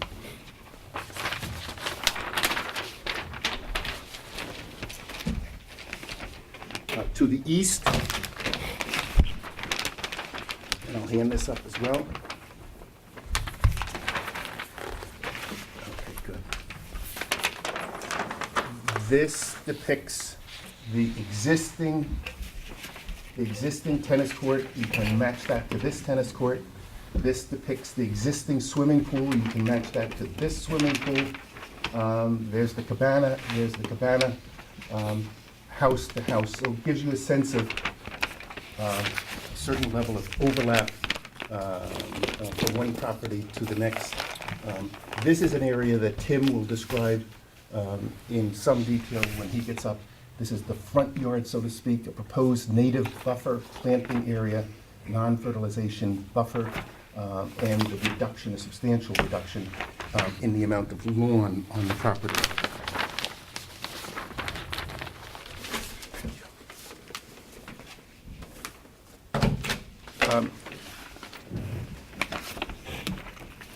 The pool house, as I mentioned earlier, will comply with all dimensional limits, excepting the front yard at 82.4. It does meet the 150-foot wetland setback. The 82.4 setback is an 8% variance to the code requirement. The fountain is a landscape feature, or presented as a landscape feature. It would have, as I mentioned earlier, a 54.9 front yard setback, and it has a 125-foot wetland setback. The trash bin, as I mentioned earlier, is at 16.4 feet next to the non-conforming garage apartment. It has a wetlands setback of 129 feet. Here is Aries Designs work.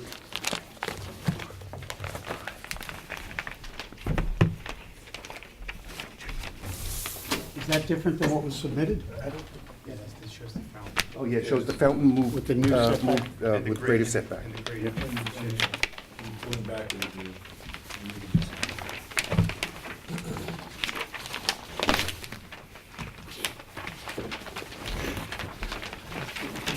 Any date? Existing conditions. I'm going to ask you if you could look at PP-1, Paul-1. And this shows a number of the plantings I mentioned earlier. I'm sorry, can I just interrupt before I forget all about it? Because I'm getting the impression that there are some things that you're handing up, that you're only handing up one copy of. No. I just handed up, oh, I'm going back to when you first started. I handed up 5 when I should have handed up 6 just now. I'm not talking about these plans. Oh, you got one, okay. I didn't get one of these There were, later. Okay, all right, I can do that right now. there were a number of, you mentioned, So maybe next. you mentioned that You got that. analysis The of photographs. tennis court variances or something? It's all of this. It's all of this stuff. See that one, actually. Rick, it's this Could you, pictures. do the courtesy of providing me with that? Absolutely. Doesn't have to be right now. No, but I can do it right now. Hang on my packet, and this is different than the one you just handed up? Done right now. That's the right date. It's the same one, Same date. a couple weeks ago, that's why I figured you didn't want to see it It again. seems up to, no, it's the same date. Well, I have the latest. Okay, that's what it looks It was like. in my packet, then. Yeah. What I was, everybody okay? I think so, I'm not positive. I think That was supposed to be the hard question. Anyhow, drawing PP-1, which Tim can elaborate on, shows the schedule for the Steeds Holly around the tennis court. It also shows depicted on the east and west sides along the boundaries, extensive plantings. And these, I'm able to report, would be junipers, cryptomeria, and white fir, each 20 to 22 feet high when planted. With respect to the statutory standards, none of these features is an undesirable change in the neighborhood because each of them is actually typical of the ocean side of Meadow Lane. The Squires Holden survey shows the pre-existing improvements, meaning in particular the house, so it eliminates, as it does always on Meadow Lane, the opportunity to comply with the code by staying out of the front yard. In terms of substantiality, the pool house variance, as I mentioned earlier, is 8%. The tennis court variance, if I use the 75-foot average, is 4%. The fountain is at 39%, and the driveway is at 18%. I mentioned in terms of the fourth area variance standard, the new sanitary system replacing each of the two sanitary systems, the reduction of the driveway, in particular seaward of the Coastal Erosion Hazard Act. The driveway is, of course, pervious. The 100% recapture of the surface water runoff from the tennis court, the substantial boundary plantings, as Tim can elaborate on, and finally, it would be our submission that the hardship, to the extent that the house pre-exists, is not self-created. So that's my presentation. I'd like to yield to Tim, and I think we'll answer any questions that any of you have at the end of the presentations. Okay? Just one quick clarification that Grant pointed out. The plans that you handed up tonight don't have a new revision date on them. So Dan, actually, that plan that you have is not the most up-to-date. Okay, This is then I'm Tim's missing a set. Right. Okay, okay. Right. They have the same revision date as the prior plans. Okay. So it's gonna be a little confusing. So we can fix that one, right? Okay, okay. All right, I'm gonna get out of the way. They're correct, but they just haven't been redated, is that what it is? Yes, yes. They all say 5/5. What do you see, 5/5? So you owe me a set. I don't have the latest. It's actually more recent, because the old ones are also 5/5. personally did.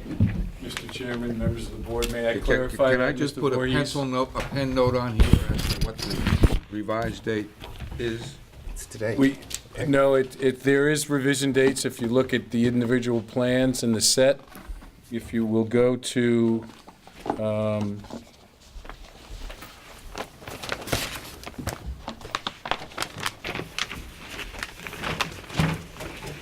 the grading plan GD1, we show the shift in the fountain for yesterday's date at 5/27. You're saying there are revised dates? Yes. On some of the sheets? Yes, they are. Okay, the ones that we changed, there are revised dates. I'm sorry, before Tim starts, Sure. can I just get two legal issues out of the way? It looks to me like,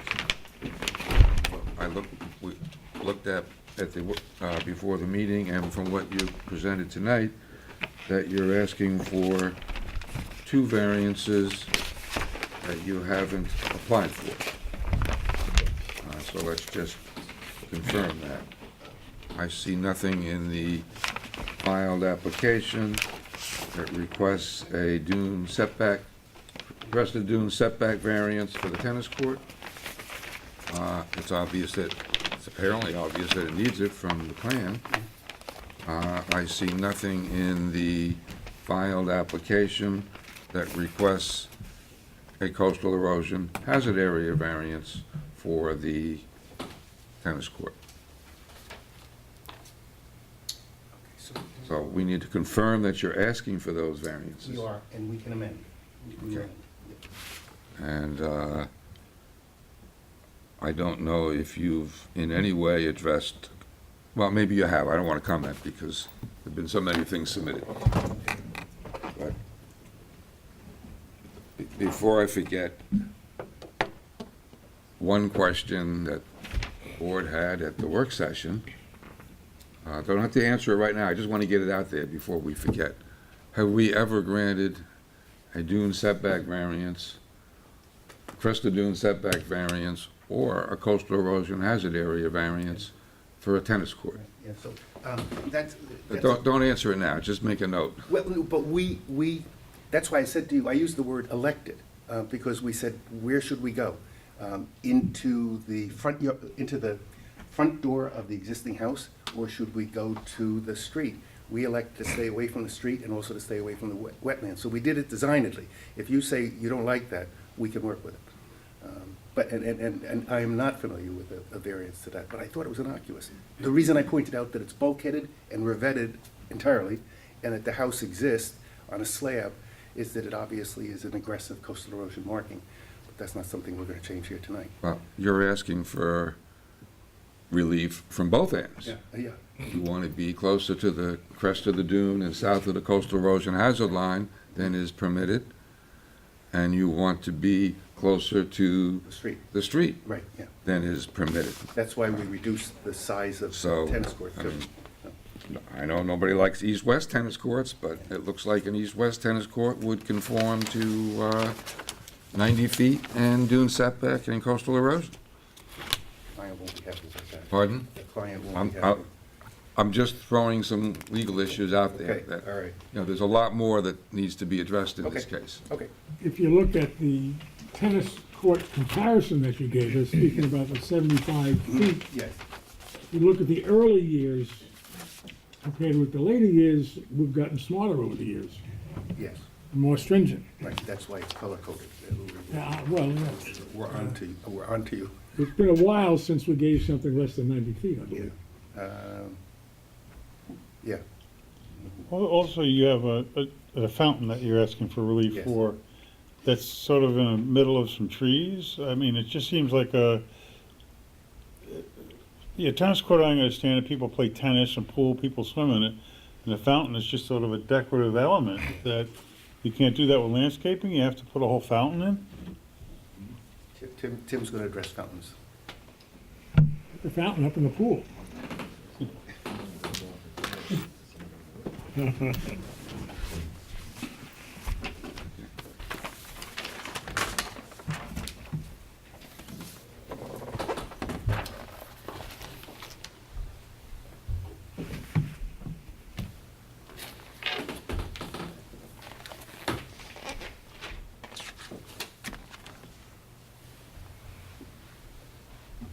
As Mr. Toho alluded, and we'll start with the discussion of the fountain is a landscape feature within the landscape design.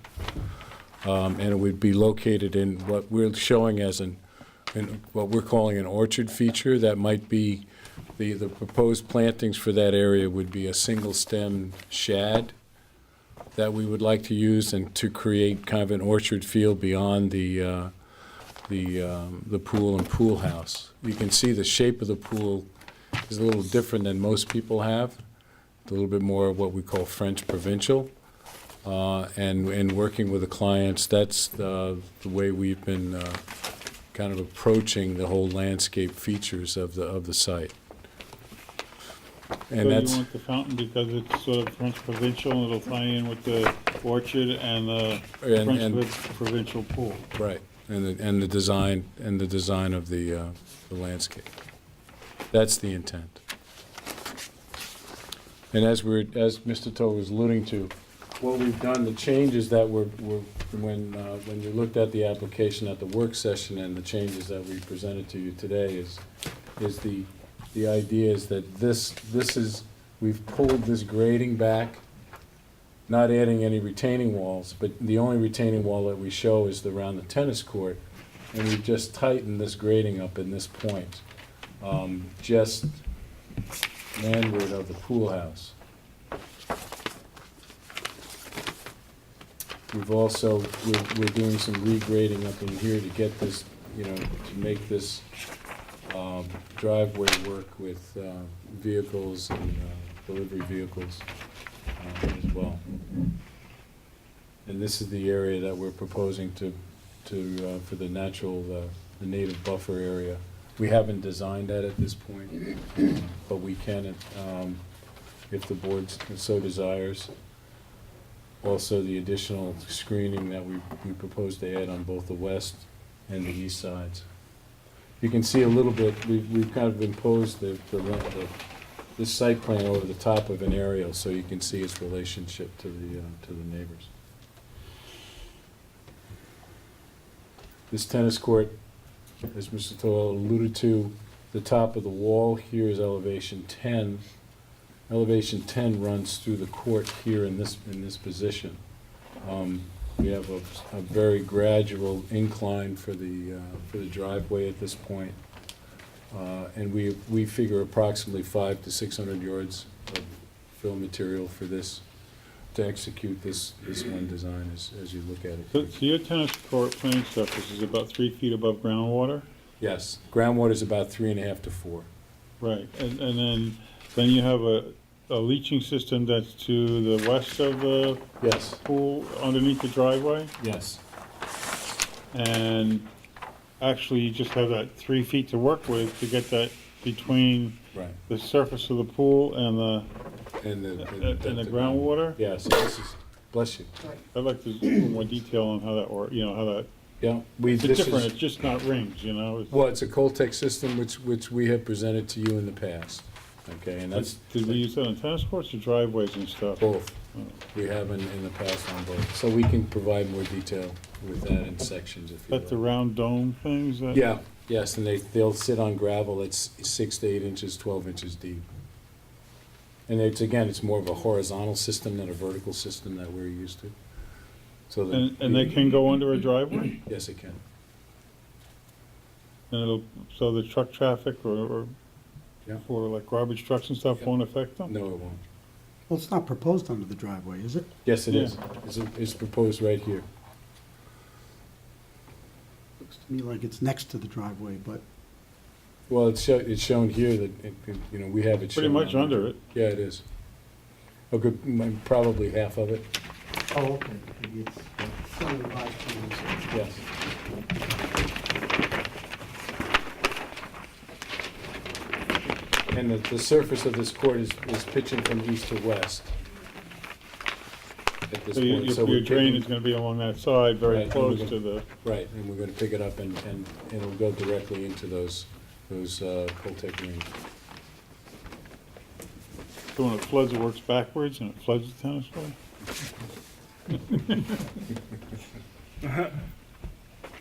Just for the winter so they can skate. Right. Are there any other questions that I might be answered for the board?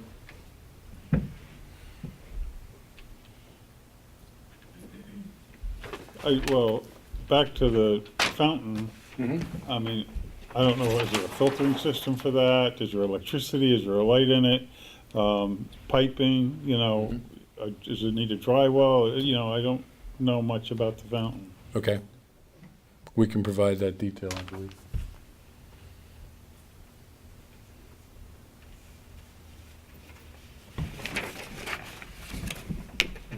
I have to have a pump, so it's gotta be power going to it. Yeah, there will be power to it and, you know, we will be filtering the water. You know, it might be a function that we tie into the proposed swimming pool. But does it have like a winter drain where you drain it off into your dry well or something? Yeah, I don't see that fountain being any more than 16 to 18 inches deep, so that we will purposely do that, not so that we don't have to fence it as per code. Doesn't, have you ever put a fountain in anywhere else? Excuse me? Have you used fountains before, this Yeah. type? Yes, we have. It would be much similar to what's across the street at the parish, but on a So smaller. like concrete? Yeah. With some kind of, With a coping around it and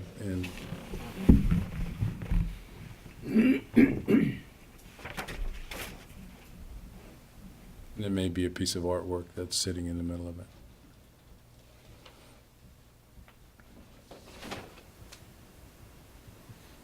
And our clients want to have just turf around the pool. So there's no pool terrace, there's no other, so it's just a lawn that's around, up to the edge of the coping.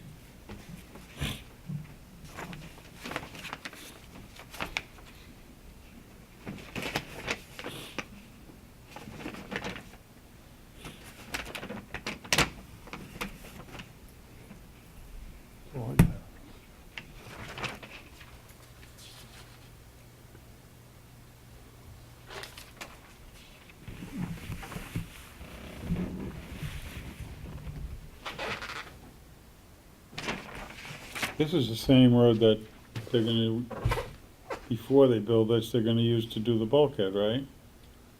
Yes. Yeah. Right, yes. Yeah, Brian Ryan from InterScience on behalf of the applicant. The access drive for the bulkhead was designed in the same location as the proposed driveway for the upland improvements. What a coincidence. Do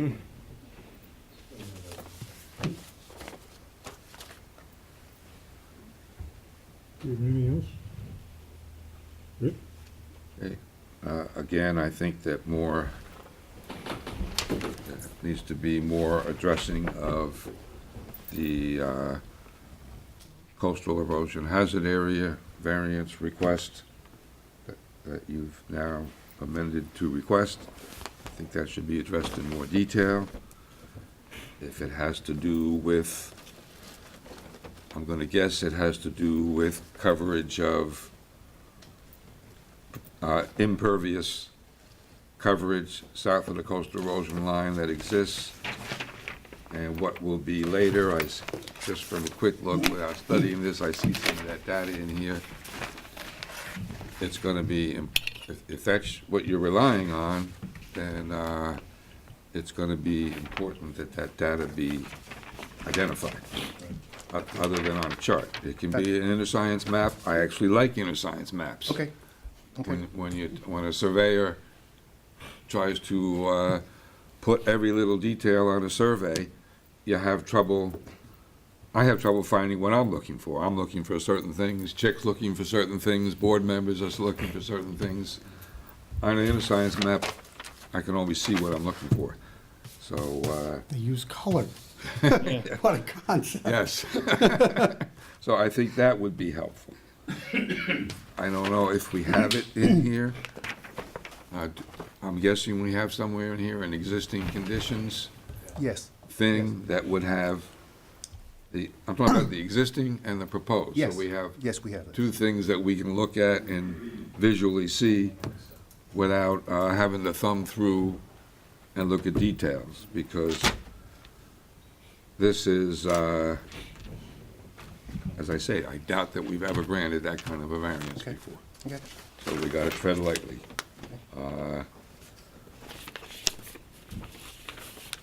Has any thought been given to removing and abandoning and removing the existing garage apartment? No. You're keeping everything that you have south of the coastal erosion hazard line. You're doing other things that require relief from both north and south. And sometimes the board will consider granting a variance if there's a pre-existing non-conforming condition that's been eliminated. I don't know if that would be enough to even get you where you might want to be. but- Rick, there are two, though. There's the apartment and the garage. I assume you're really focusing on the apartment. Right? Well, Assume the garage is innocuous. That's primarily it, Yeah, okay. but I don't know if there would be any benefit to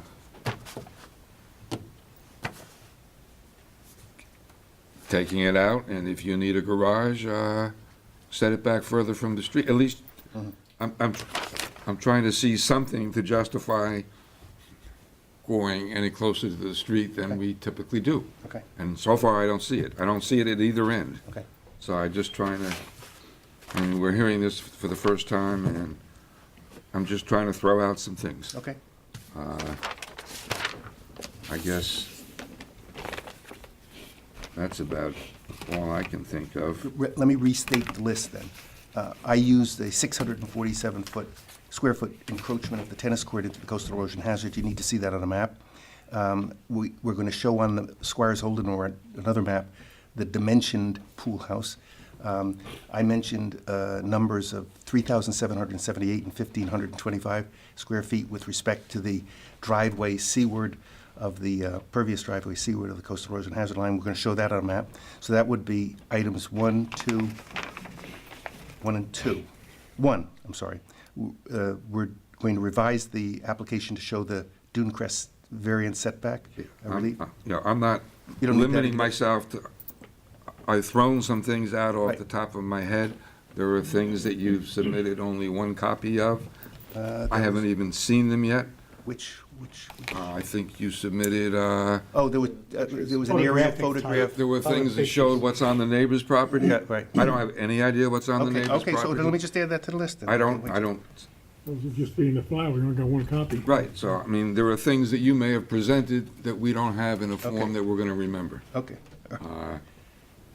I'm suggesting that so far, there may not be sufficient grounds for the variances that you're requesting. Okay, all right, so, but I was just trying to do a list that everybody, but you know what? I'll keep my list, we'll get everything done, and we'll Maybe focus on. some more to add to it. I asked some stuff from Tim, I guess that's all I know. Yeah, the electric, the lights, the dry well, the pump, the power, filtration, and depth. And dry well, he's gonna get a little more information on that. Yeah, yeah. Yeah. Okay. It could well be that this property just can't handle a tennis court. Okay, well, It's a possibility. okay. All right, we'll get everything done, And just a couple of things on my end.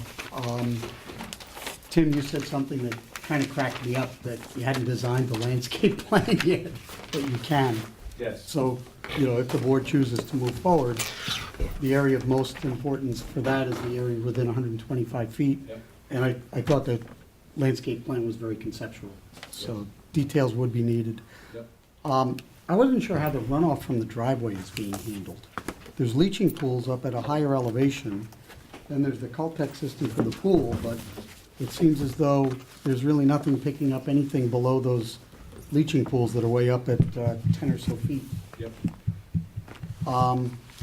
You mentioned around 500 cubic yards of fill, and maybe it's on a plan somewhere, but I didn't see it. Right. No, it's not on the plan. Okay. The survey that was submitted with today's date doesn't have the most up-to-date drainage for the Caltech system for the pool. So that should be made consistent. And that was pretty much it. As Rick said, most of them have to do with other zoning type issues. There's really just a triangle that has activity within the wetland setbacks, but those are a couple of observations. Is there anyone in the audience like to hear this Yeah, application? Tony, I also suggest, we know that you're asking for these variances that weren't requested. We knew it at the work session. Right. When we looked at it, but I think you probably would be wise to file an amended application and make sure it gets re-advertised. Okay. Is there anyone in the audience who'd like to be heard of this application? I guess not. Therefore, we're gonna hold this open, right? So moved. All in favor? Thank you very much.